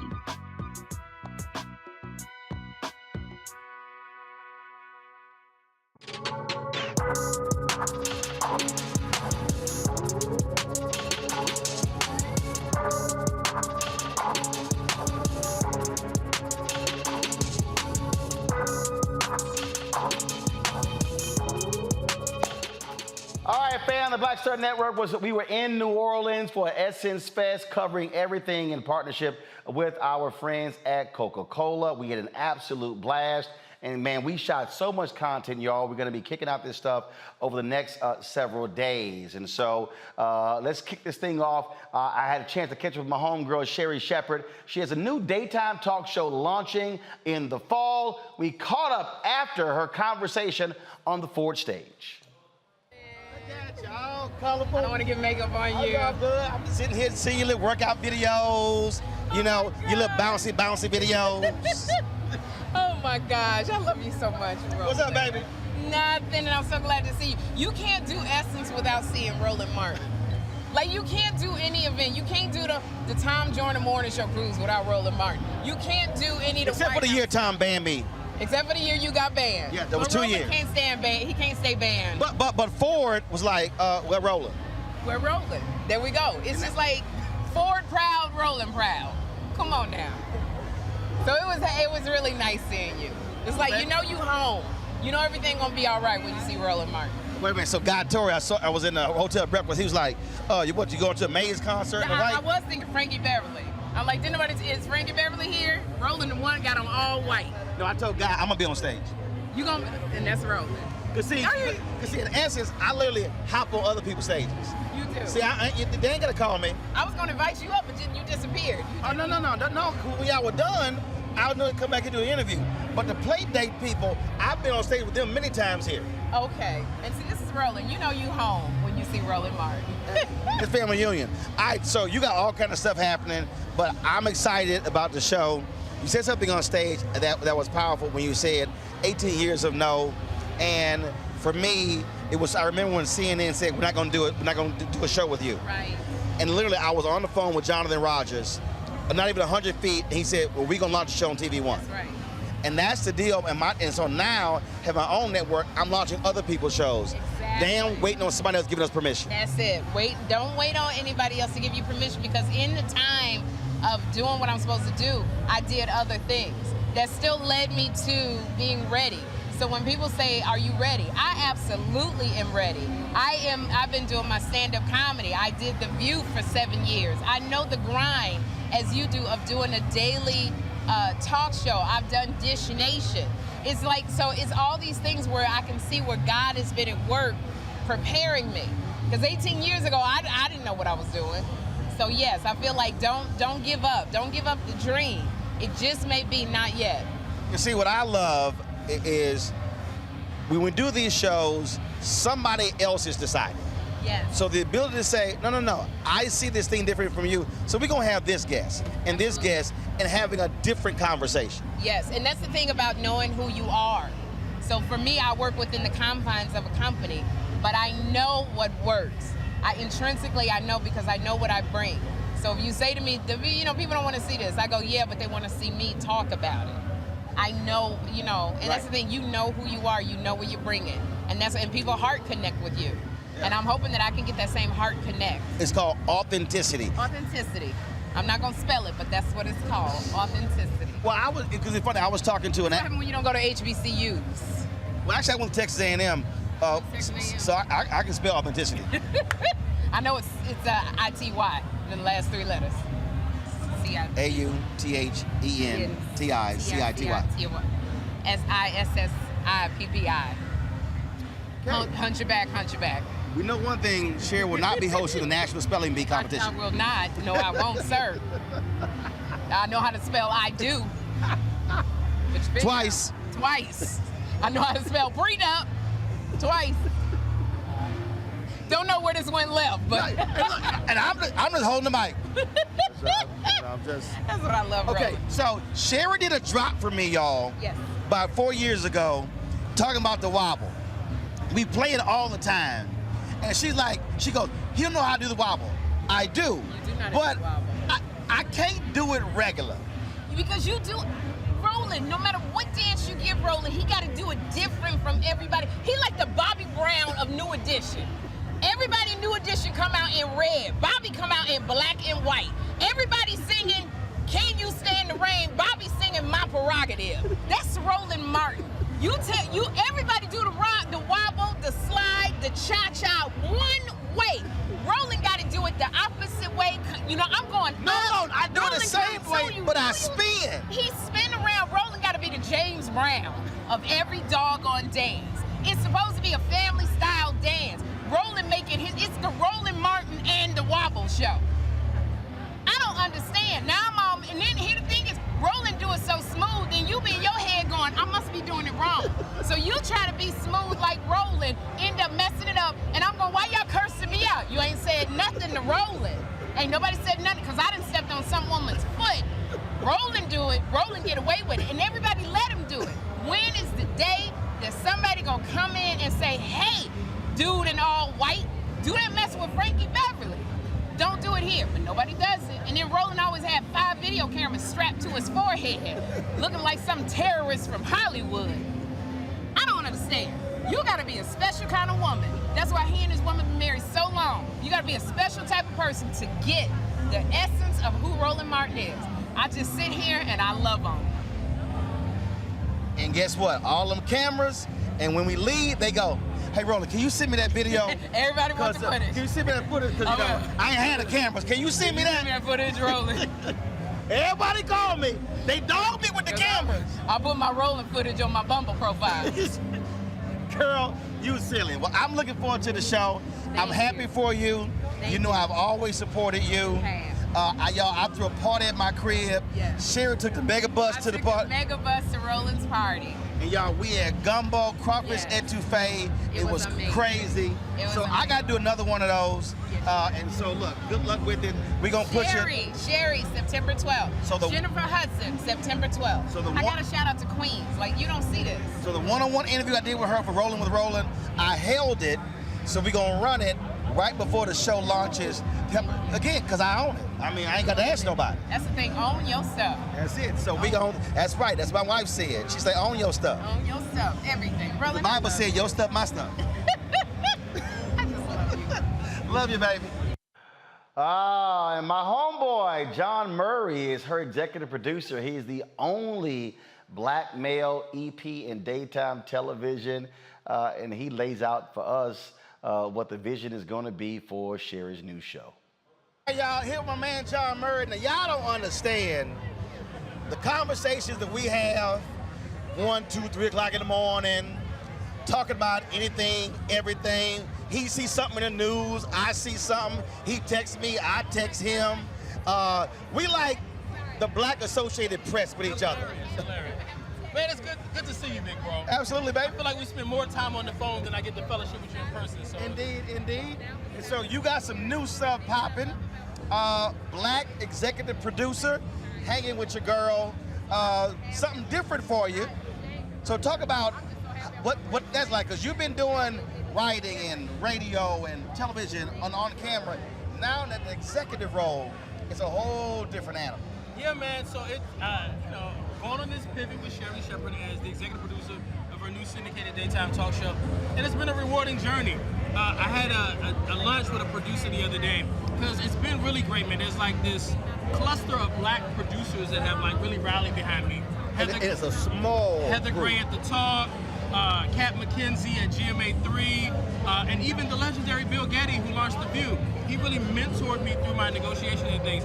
But somebody said to me, they said, John, you're a student of this business, and your approach to daytime is like somebody that went to a trade school and mastered the theory, but just never did it on a day-to-day basis. So I bring the best of both worlds to the equation. As an on-air talent, I understand the sensitivities of the things that make Sherry work well and the ways to communicate her to bring the best out of her. But I've always loved the daytime genre. Daytime was my babysitter. Ricky Lake, Montel Williams, Rolanda Watts, they babysat me. When I was a teenager, man, I was a latchkey kid.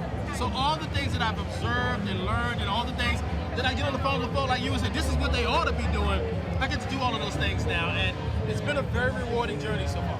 The thing that I've always said to people is that I don't care whether it's local television, if it's a black network, independent network, once you become a member of the executive producer club, you're actually in the club. I remember when we launched News One Now, I couldn't get anybody black who was a low-level producer at CNN, MSNBC, come EP my show. And I told him, y'all don't understand. I said, big opportunities at small places are better than small opportunities at big places. And so what you just said is, now being in that EP club, you are having conversations that are totally different than what other folks are having. Absolutely. Like it's there was an existing franchise that we were able to go in and guest host for 8 weeks, and it really was a good test run on what we were going to do. And there'd be days where I thought I could have a minute to myself and take breakfast while Sherry was in glam, and they'd be calling me to the control room to approve some graphic that was going to run behind Tamala Man performing or something like that. And so it's an all-hands-on experience, but we have a really good team. Like, one of the beauty of the way we're working, and 3 different shows are doing this. There are 3 shows launching, Karamo Brown, Jennifer Hudson, and The Sherry Show.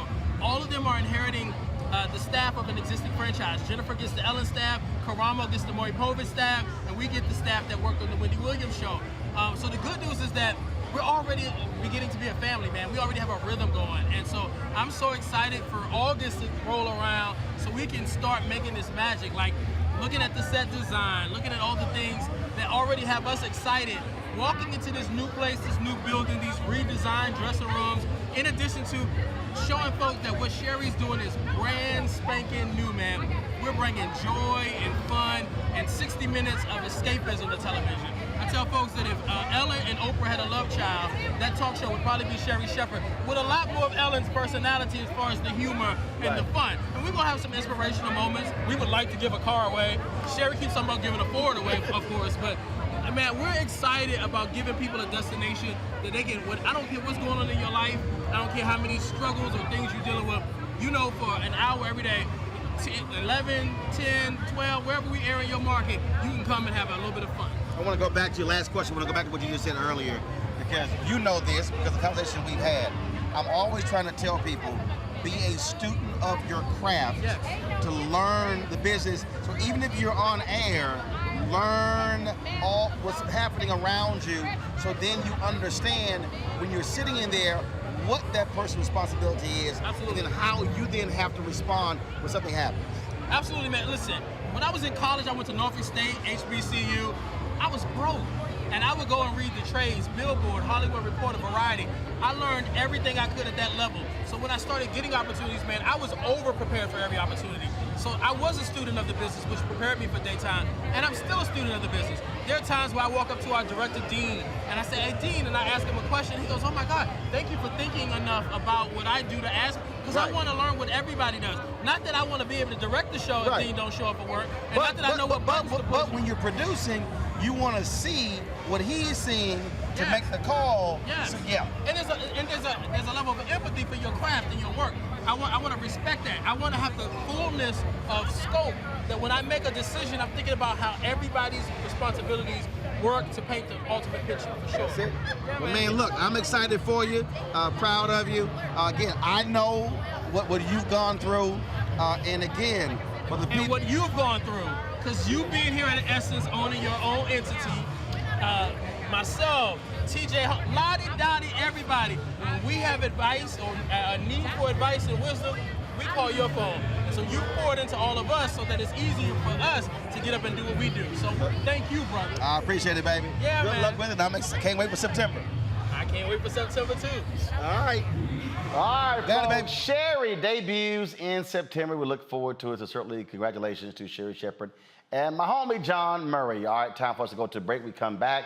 The folks, Smart Water had an early morning walk in New Orleans.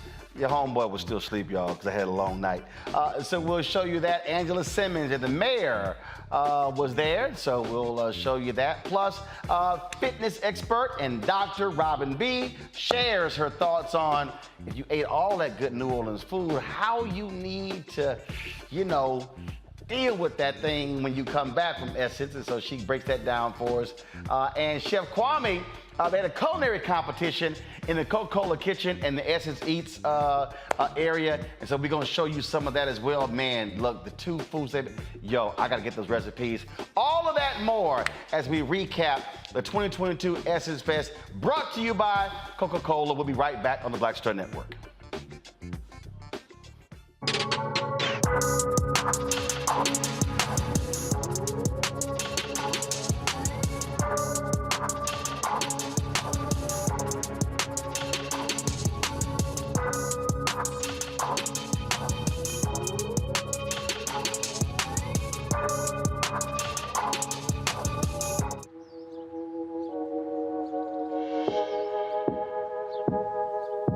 Hold fast to dreams. For if dreams die, life is a broken-winged bird that cannot fly. Hold fast to dreams. For when dreams go, life is a barren field, frozen with snow. Lots of oranges, half the sugar, 1,000% delicious. That's simple math. Say yes to simple. Made the simple way. With real lemon juice, 75% less sugar, and Say yes to simple.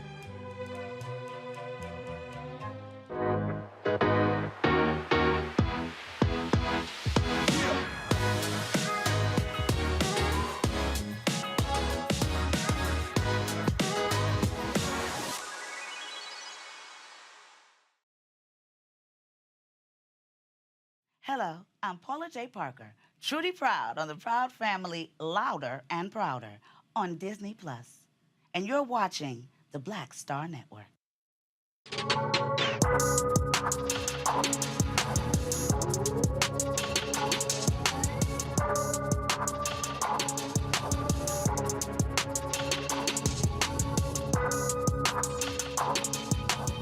All right, y'all, the Smart Water, they had an early morning walk on Saturday morning at 7:30.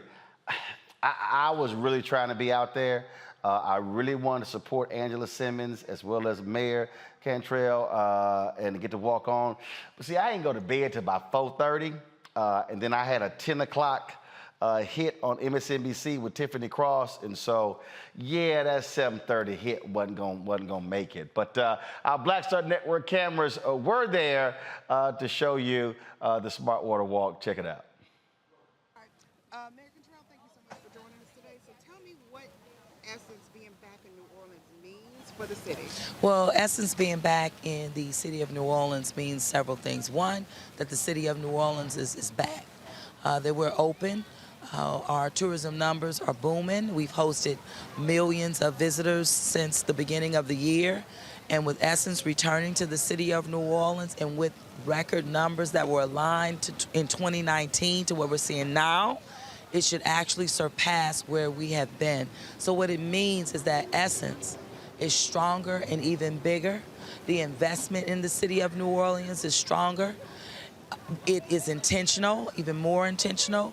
It means that it's the Black joy, not just for me, but for the city of New Orleans and for Black people, Black women across the United States of America and quite frankly, across the globe. We have been on a 2-year hiatus and you know, the Black community around this country was hit the hardest as relates to COVID-19. So when you talk about being able to come together, to love on one another, to stand, to empower one another, women, and Essence is always meant about empowering women, also being protectors of women. And there's not a better time or a time where we need it the most, better than now or more than now in this country and what we're faced with in terms of those challenges. So I am excited about its return, but also its commitment to never leave the city of New Orleans. This is the largest festival in the country, particularly days, as well as where it's for Black women, Black people. It's the Black joy. That's what it means for the city of New Orleans. So what does it actually mean for you, being the first Black woman mayor of New Orleans and its Essence? And Essence is all about Black women empowerment, Black women. What does it mean to you personally, not just the city? That's right. But to you? Well, in terms of that Black joy and what it means for me, it represents the boldness that is required right now that embraces and uplifts the vibrancy that's embedded in Black women. It represents the collective power for Black women. I am the first woman mayor of this city in its 300-year history. I am a Black woman. And Black women and even mayors are on the front lines, now more than ever, fighting for their communities, lifting and holding the communities up. So what it means for me, it means the support that I need to continue to stand, continue to serve my community, which is an urban community, strong Black women who are the bedrock of this community, the bedrock of its culture. So that's what it means for me, just the stewardship, but it is the support. And for me, this is what I need to continue to know that I have joy inside, but also to create and ensure that joy comes from this city, from the streets, from its culture, for generations to come. So it just keeps us standing. It keeps my community standing, which keeps me standing. There's no separation. All right, thank you much, ma'am. So much. So tell me about this walk for you and what it means for health and fitness for Black women being here at Essence. Most definitely. I mean, I live by health, wellness, and fitness. So being here, number one, at Essence Fest, obviously, as women, we all come together as a community. Being here just means everything. I'm excited. Smart Water, this is like a really cool like activation because health and wellness is super important, but they brought all the right individuals together that can really help bring that message across. So just excited to be here. So what is that one message you wish Black women would get when it comes to health and wellness? You know, I think as Black women, we're really starting to get it. I think the conversations are there. I feel like the community is being built. It's been being built, but the one message is just to stay healthy and to actually make fitness fun. I think a lot of times fitness to some people can seem really serious, so make it fun and do it every day. Thank you so much. Have a good one. All right, Miss April. So we talk about black women in fitness. So let me explain to me the importance of this walk at Essence that celebrate black joy and black women. So first of all, I feel like I'm the poster child for that because I'm in an industry for many years. I've been doing fitness and wellness for almost 20 years, and people don't look like us. I am one of the few, and so this is so special, not only to promote health and wellness in our city, but also with such an amazing brand like Smart Water, where they live, eat, and breathe health and wellness. So it's very exciting to kind of merge those two worlds together in such a beautiful place where, you know, I mean, there's no better place to stay fit than New Orleans. Everybody can walk everywhere, things are really close, and just, it's such a special place. And of course, health and wellness in New Orleans kind of go together. I know it doesn't seem like it because people love to eat and they love to drink, but we're very active here. People love to be outside. We love dancing. We love running. We love all of those things. And so I'm very happy that Essence is partnering with Smart Water and then obviously the city of New Orleans to make this happen. Now, I know you talk about the food in New Orleans. You know, I'm a Louisiana girl too, went to school in Lafayette, so I know what the food is like. Yeah. How difficult is it realistically for people, especially in New Orleans and in some of the more impoverished places that don't necessarily have the fresh fruits and vegetables around? What are you all doing here in New Orleans to help get that out there? I think for us, as Mayor Cantrell mentioned, we've been smoke-free for 6 years now, so that is huge because obviously the nightlife kind of goes hand in hand with New Orleans. We have so many different options, vegan food you wouldn't even be able to find even 5 or 6 years ago. So I think we're doing our part in making that transition. I mean, it's kind of hard to fully transition because it is New Orleans at the end of the day, and we love our bread and our milk and all of these different things, but I think we're doing a good job at it. And it's just about, you know, being realistic. If you want to indulge one night, don't do it every other night, you know? So what is your message for black women as far as health and wellness? Get up, get fit, get moving. Make sure that you are just moving as much as possible.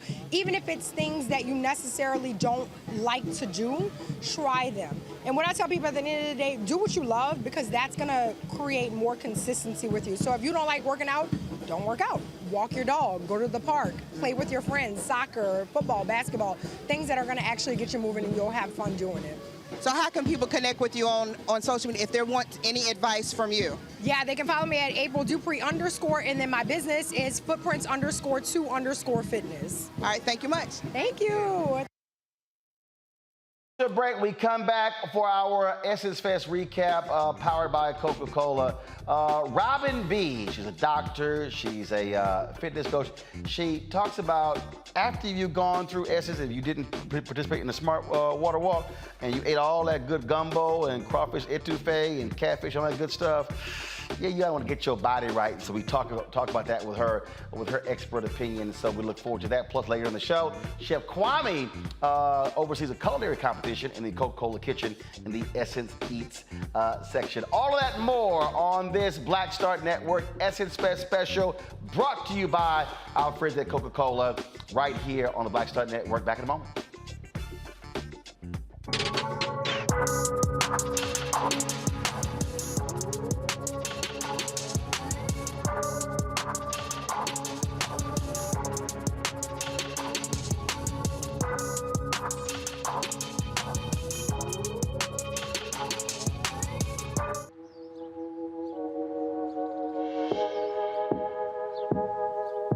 Hold fast to dreams.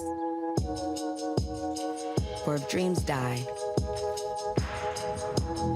life is a broken-winged bird that cannot fly. Hold fast to dreams.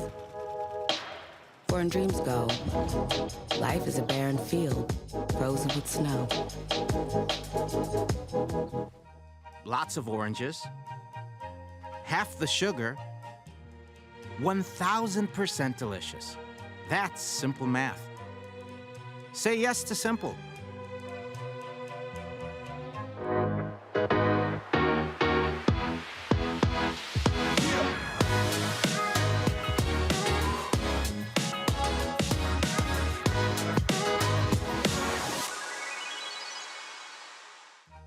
Made the simple way. With real lemon juice, 75% less sugar, and say yes to simple. Pull up a chair, take your seat. The Black Tape with me, Dr. Greg Carr, here on the Black Star Network. Every week, we'll take a deeper dive into the world we're living in. Join the conversation only on the Black Star Network. Hey everybody, it's me, your girl Sherry Shepherd, and you're watching Black Star Network.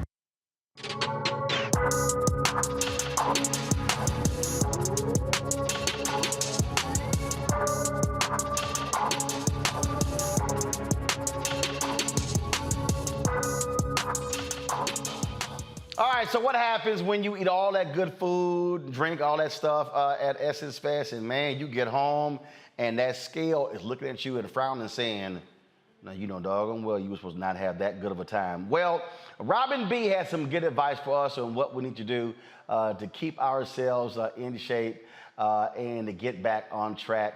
And so I caught up with her at our Broadcast Central location, the Roosevelt Hotel in New Orleans, where the folks at Coca-Cola were all locked in. So here's our chat. All right, Robin B, let's before we ain't gonna get to the health stuff first. Okay. This your first Essence. It is. Where you been? Like, what the hell? In LA, like, under a rock? Look, ain't that many black people in LA.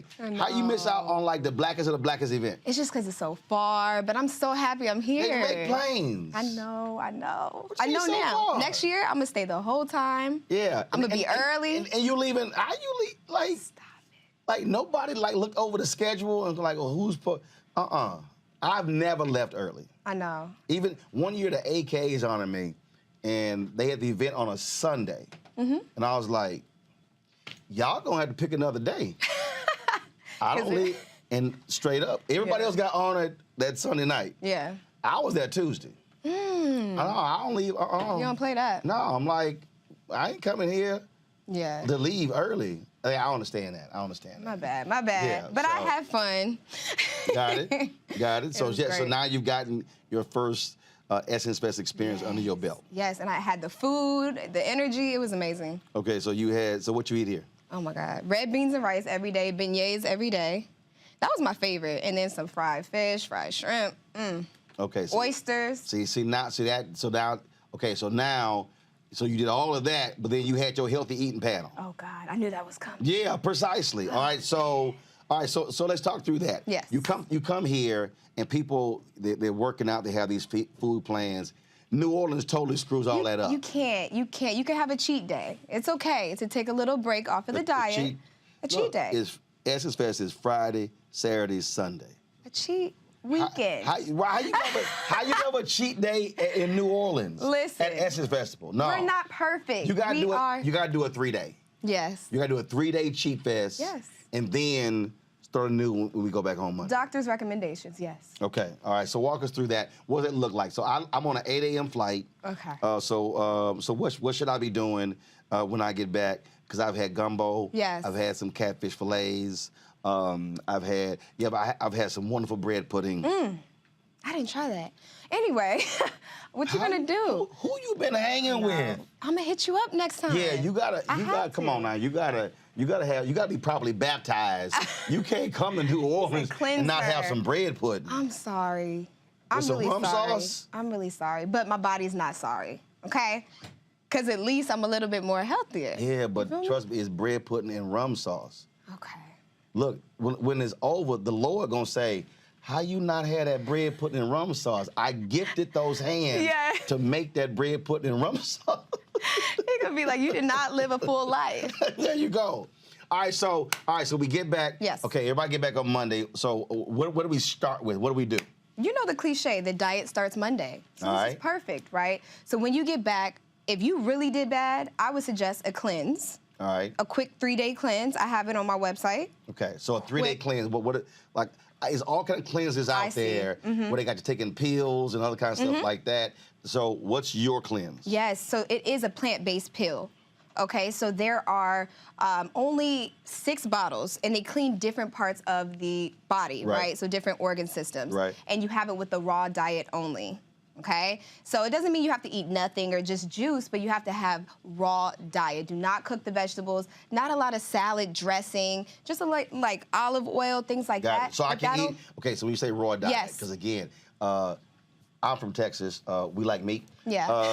Like you holler plant 3 days. You come on now, look. You tell a Texan plant-based, I'm like, we can plant some plants. Yeah. But yeah, so okay, so when you say, again, I break it down for our audience. So you say raw diet. Yes. Give me, what is that meal? So is it salad and olive oil? Mm-hmm. Is it like what else? So start your day with a smoothie.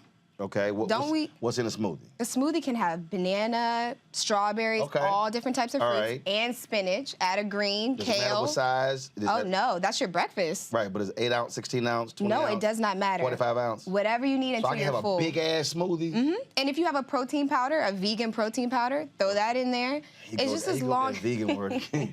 But I will tell you, that is not my platform. Got it. This is just to jumpstart, right? Okay. Your diet. If it's something severe and you feel like you just need an overall cleanse, that's fine. But I personally prioritize protein. So that means meat. However you think you can get it best, I get it best from meat, even red meat, chicken, and I also prioritize fats over carbs. Just stay away from the sugar, the carbs, and you're good to go. Okay, so Yes. we're talking about a 3-day cleanse. So how many times are we eating per day? So is it, because I know some people who, they all into intermittent fasting. My man Terry Starks, he's a firm believer in 5 meals, how he constructs his. And so if we get back with this, this plant-based stuff, and the salads with olive oil, and the vegan protein shake. So what, 3, 5? Oh my gosh. You could have 5. And how much water are we consuming? A lot of water. A lot of water. You Half try your to body weight or? Exactly. Half your body weight in ounces, but you can try to aim for a gallon.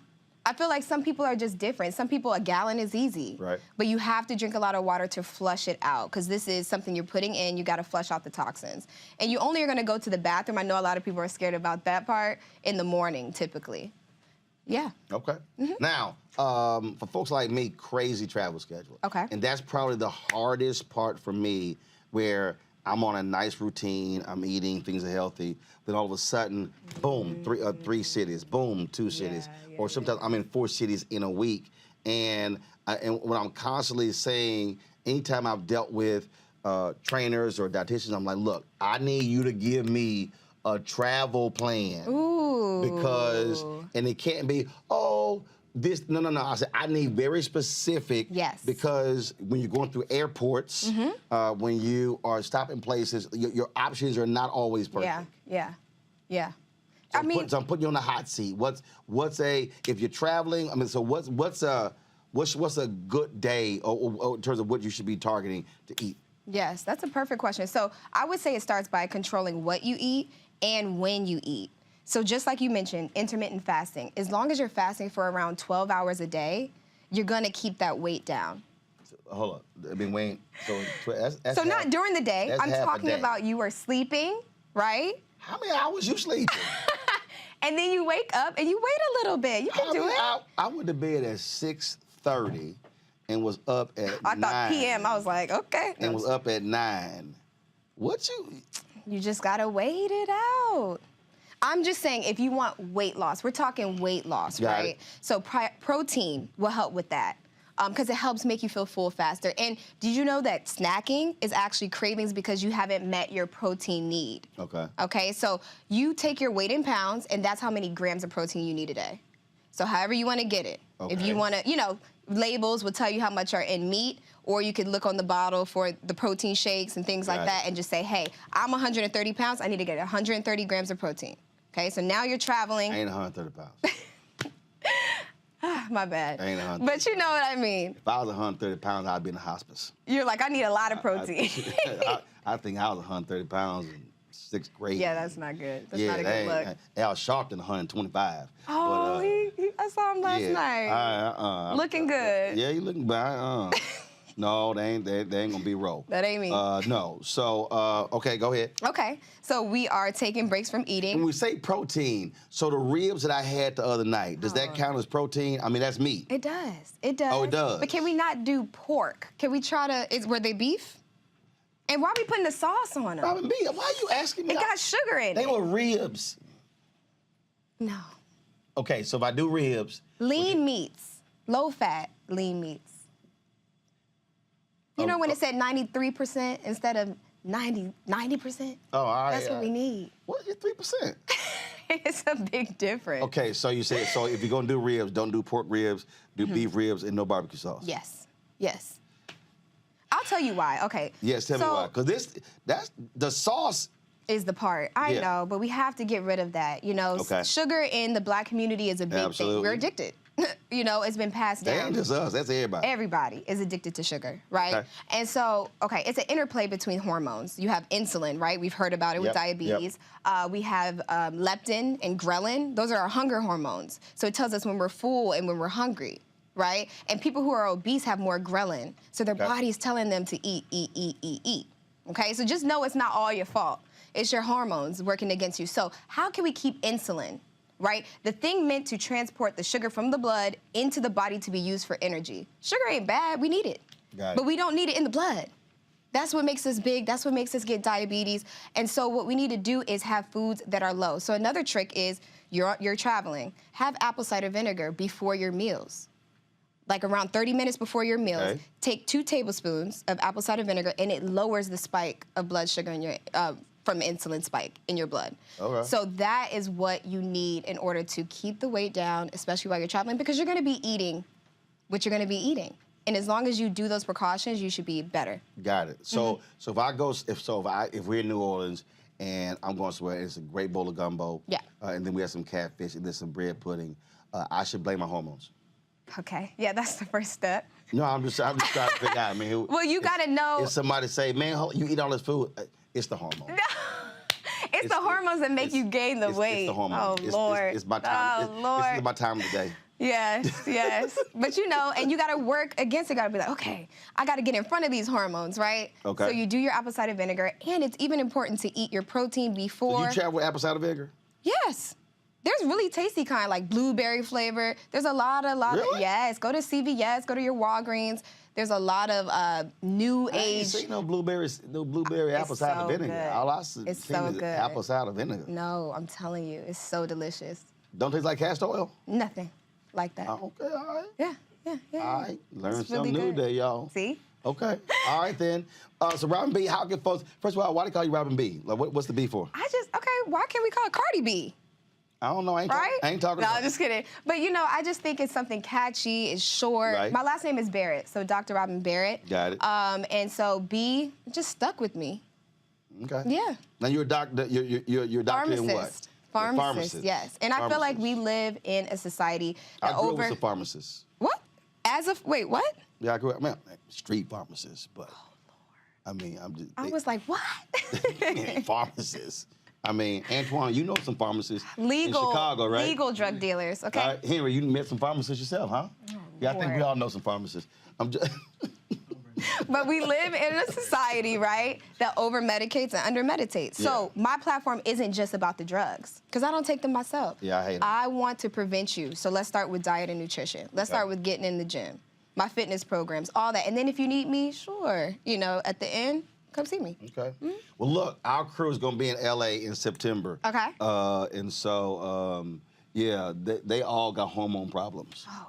So we're going to have like a group food plan when we come to LA. Because normally we come, we rent an Airbnb, set our cameras up, we do all of our interviews there for the whole week. So, so I'm gonna have to hit you in advance so you can craft a food plan for Antoine, for Anthony, and for Henry, especially Henry. Henry's a bad influence on all of us.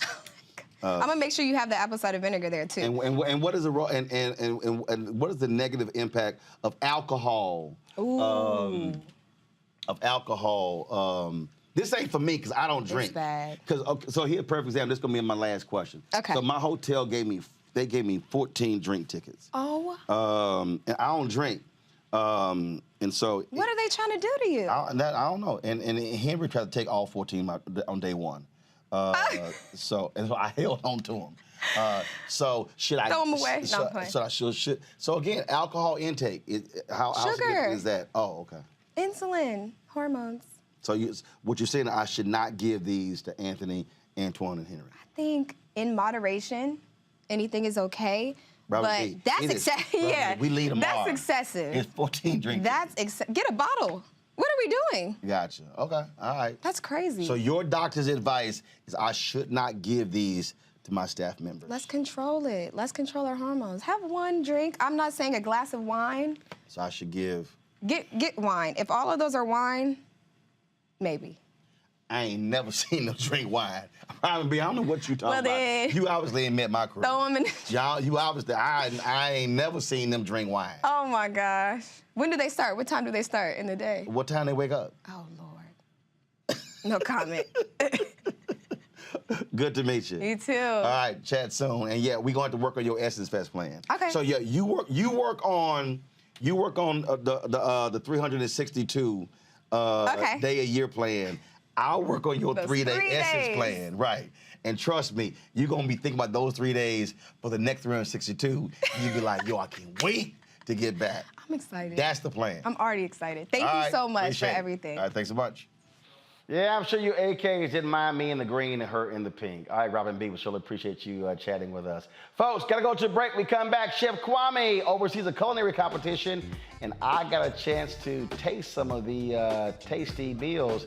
They were fabulous. We'll show you what took place in the Coca-Cola kitchen in the Essence Eats section across the street from the Superdome at this year's 2022 Essence Fest, brought to you by Coca-Cola, back on the Black Star Network in a moment.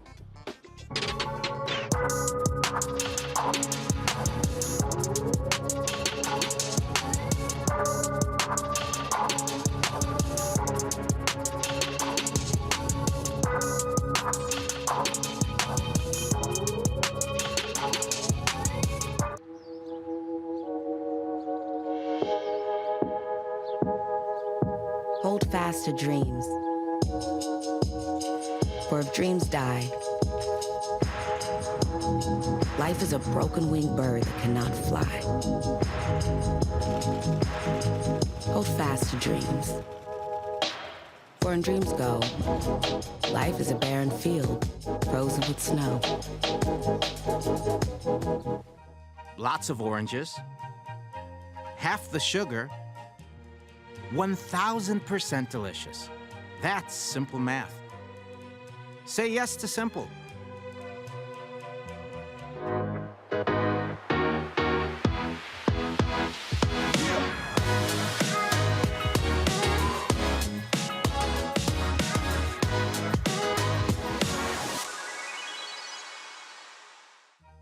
Made the simple way. With real lemon juice, 75% less sugar, and say yes to simple. Hi, I'm Tommy Davis, and I play Oscar Proud on The Proud Family on Disney+, and you're watching the Black Star Network.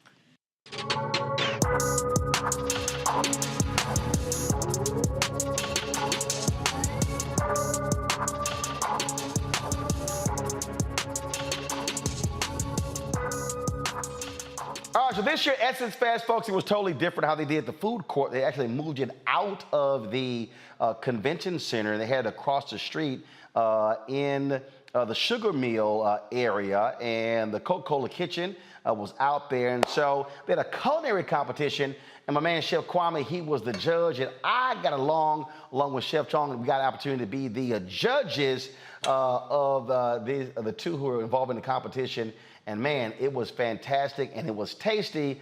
So here is that competition. Okay, everyone. Hey, how you doing? Okay, so we've got Tupperware over here. So clearly this is a black event. What's going on? Oh, nothing's going on. I'm warming up my chicken, get my pan hot and freezing for y'all.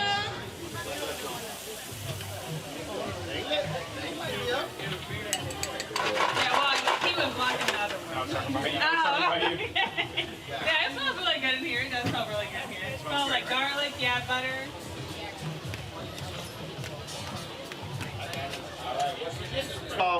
Again, I'm from Texas, so we like beef. I don't do nothing plant-based. So I'm Gardening is the only saying, plant-based. I mean, I do some lettuce and tomato, but that's about it. So I love braised short ribs. I love it when they're falling apart, so I'm looking forward to that. Now, what's the other dish? The other dish is chicken with like some fried rice, and the chicken is like glazed in like a Coca-Cola Asian. All right, so y'all heard Chef Kwame. He said it's chicken fried rice. Y'all know we all black. That's called chicken and gravy. Come on, chicken, rice, and gravy. Keep it real simple. Let's let them Make sure there's no barbecue sauce. Right, Chef said, let them interpret it. Yes. You know when you went to your grandmama's house, who's like, what y'all got? We got some chicken and gravy and rice. What we got? What's going on here? Leeks. We got some leeks. Leeks? L-E-A-K-S? L-E-A-K-S. What's that? Shallot. Leeks are in the onion family, green onion family. Got it. But it's much more delicate. But it's very powerful ingredients. Oh, okay. What else? Got some shallots over here. Shallots? Also very delicate, not quite as intensive and highly. But adds great flavor to any soup, sauce, base, any kind of base. And then I see some citrus over here. So what? Citrus. Oh, citrus. Got it. Awesome. That is awesome. Now, when did you start cooking? When did you? I was about 10 years old. My father, I'm from Chicago. I'm from Korea, but I moved to Chicago. So I met the black side of my family. Got it. And I met grandma who she taught me how to cookery, chitlins, cornbread dressing, all that from scratch. I was a little girl. And my father was a gourmet chef, and he worked in a lot of hotels. I spent a lot of time in hotels. I went to culinary school by the time I was 18 years old. Yeah, give me one. I opened my first nightclub and catering business at 19. Nightclub and catering? Nightclub, and I wasn't even Breaking news, we have 2 minutes until the dishes are ready, and I already see chefs plating. So let's get our attention to these chefs, please. 2 minutes. All right? And let's hype them up. 2 minutes for pressure. Hey, I think Whitney needs some help. Say go, Whitney! Whitney, let's go. Strong finish. Get it, Whitney, get it. I'm coming. Y'all, she got the mashed potatoes and the garlic. Y'all know I'm taking. Ariana's still plating over there, so let's give her some love.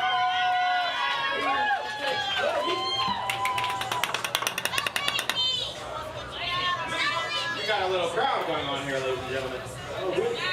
Whitney brought her whole fan club back. All right, how many people you think are out here? That's a high school back How many here. people you think are out here? 50? Right here?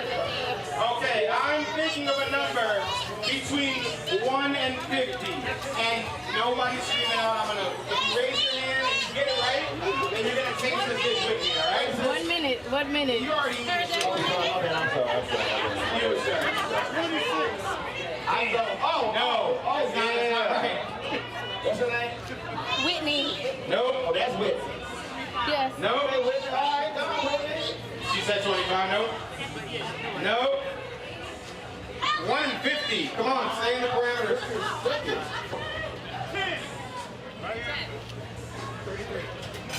Nobody. Getting warmer. 30? You said 30? You said 3? You're wrong. You. 50. Now. All right. So I have Nola Cola chicken bites on the top of a bed of garlic fried rice. Oh. And it's in the fleur-de-lis, right? Yes. That's a little fleur-de-lis. She playing to the crowd. Nola Cola. Yes. Nola Cola. And I have Coca-Cola. Oh, she said, and I got Coca-Cola. Let me. That's called branding. Coca-Cola braised short rib on a bed of garlic mashed potatoes. All right. Love it. All right, so we're gonna taste some of this food here. All right, got it. Right here, Whitney. Look over here.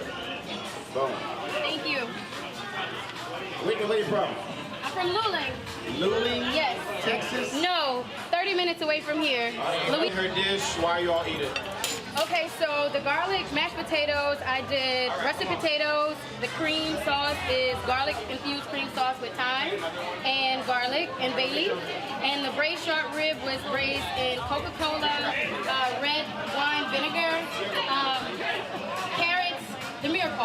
carrot, your onion, your I'm drawing right. Carrot, your onion, and celery.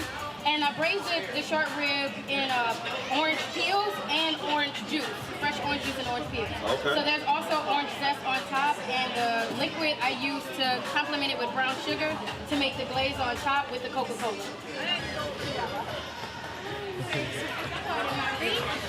You might not come back. All right, can you explain your dish, please, ma'am? Yeah, so I braised my chicken, I brine my chicken in a Coca-Cola sauce that I'm like a marinade. So it's oyster sauce, soy sauce, sweet chili, and I use the Coca-Cola to kind of hypen it up a little bit. And also have garlic fried rice. It's just like a regular stir-fried rice, but with garlic, it's light, not as heavy. So, here you go. Enjoy. I love your fleur de lis. Thank you. Try to throw it in there. Very classic. Actually, I thought it looked like Texas. I'm from Texas, so that's what I'm saying. That looked like Texas. All depends on how you looking at it. I'm from Houston. I'm from right here. Right here. First prize is actually $1,000. Right? So, I would say, I just want to say, great job to both of you. Yep. Thank you. But without further ado, it is a competition, and I have to award somebody with first prize. Okay. Can we get a drum roll, please? For the first prize, Coca-Cola Essence Festival Cook-Off of all time. First place prize goes to Chef Whitney.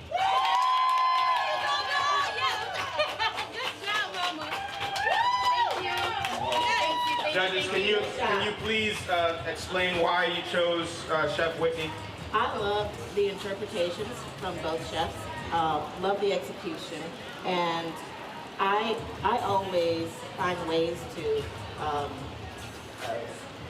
like home cooking is what I love, comfort food, and I find ways to relate the dish to comfort food, and both offer the same. Both, like you said, you both executed everything very, very well. But I really, really love those braised. Thank you. Happens to be one of my favorite cuts of food. And with the creamy potatoes and the sauce reduction, just very well done. I am not a sauce fan. My executive chef brother hates me for that. I like my food to be dry, nothing else on top. But when the chef said, hey, don't forget the sauce, it's some lunch, the braised meat, and just spun it around the plate, I was like, oh damn, that sauce was good. That was my reaction. I let it cuss. Oh damn, that was good. So that's what elevated it for me. So the braised short rib was great, but really that sauce really just took it to another level. And I was like, man, if I had some rice. You also have the bread. Sop it up.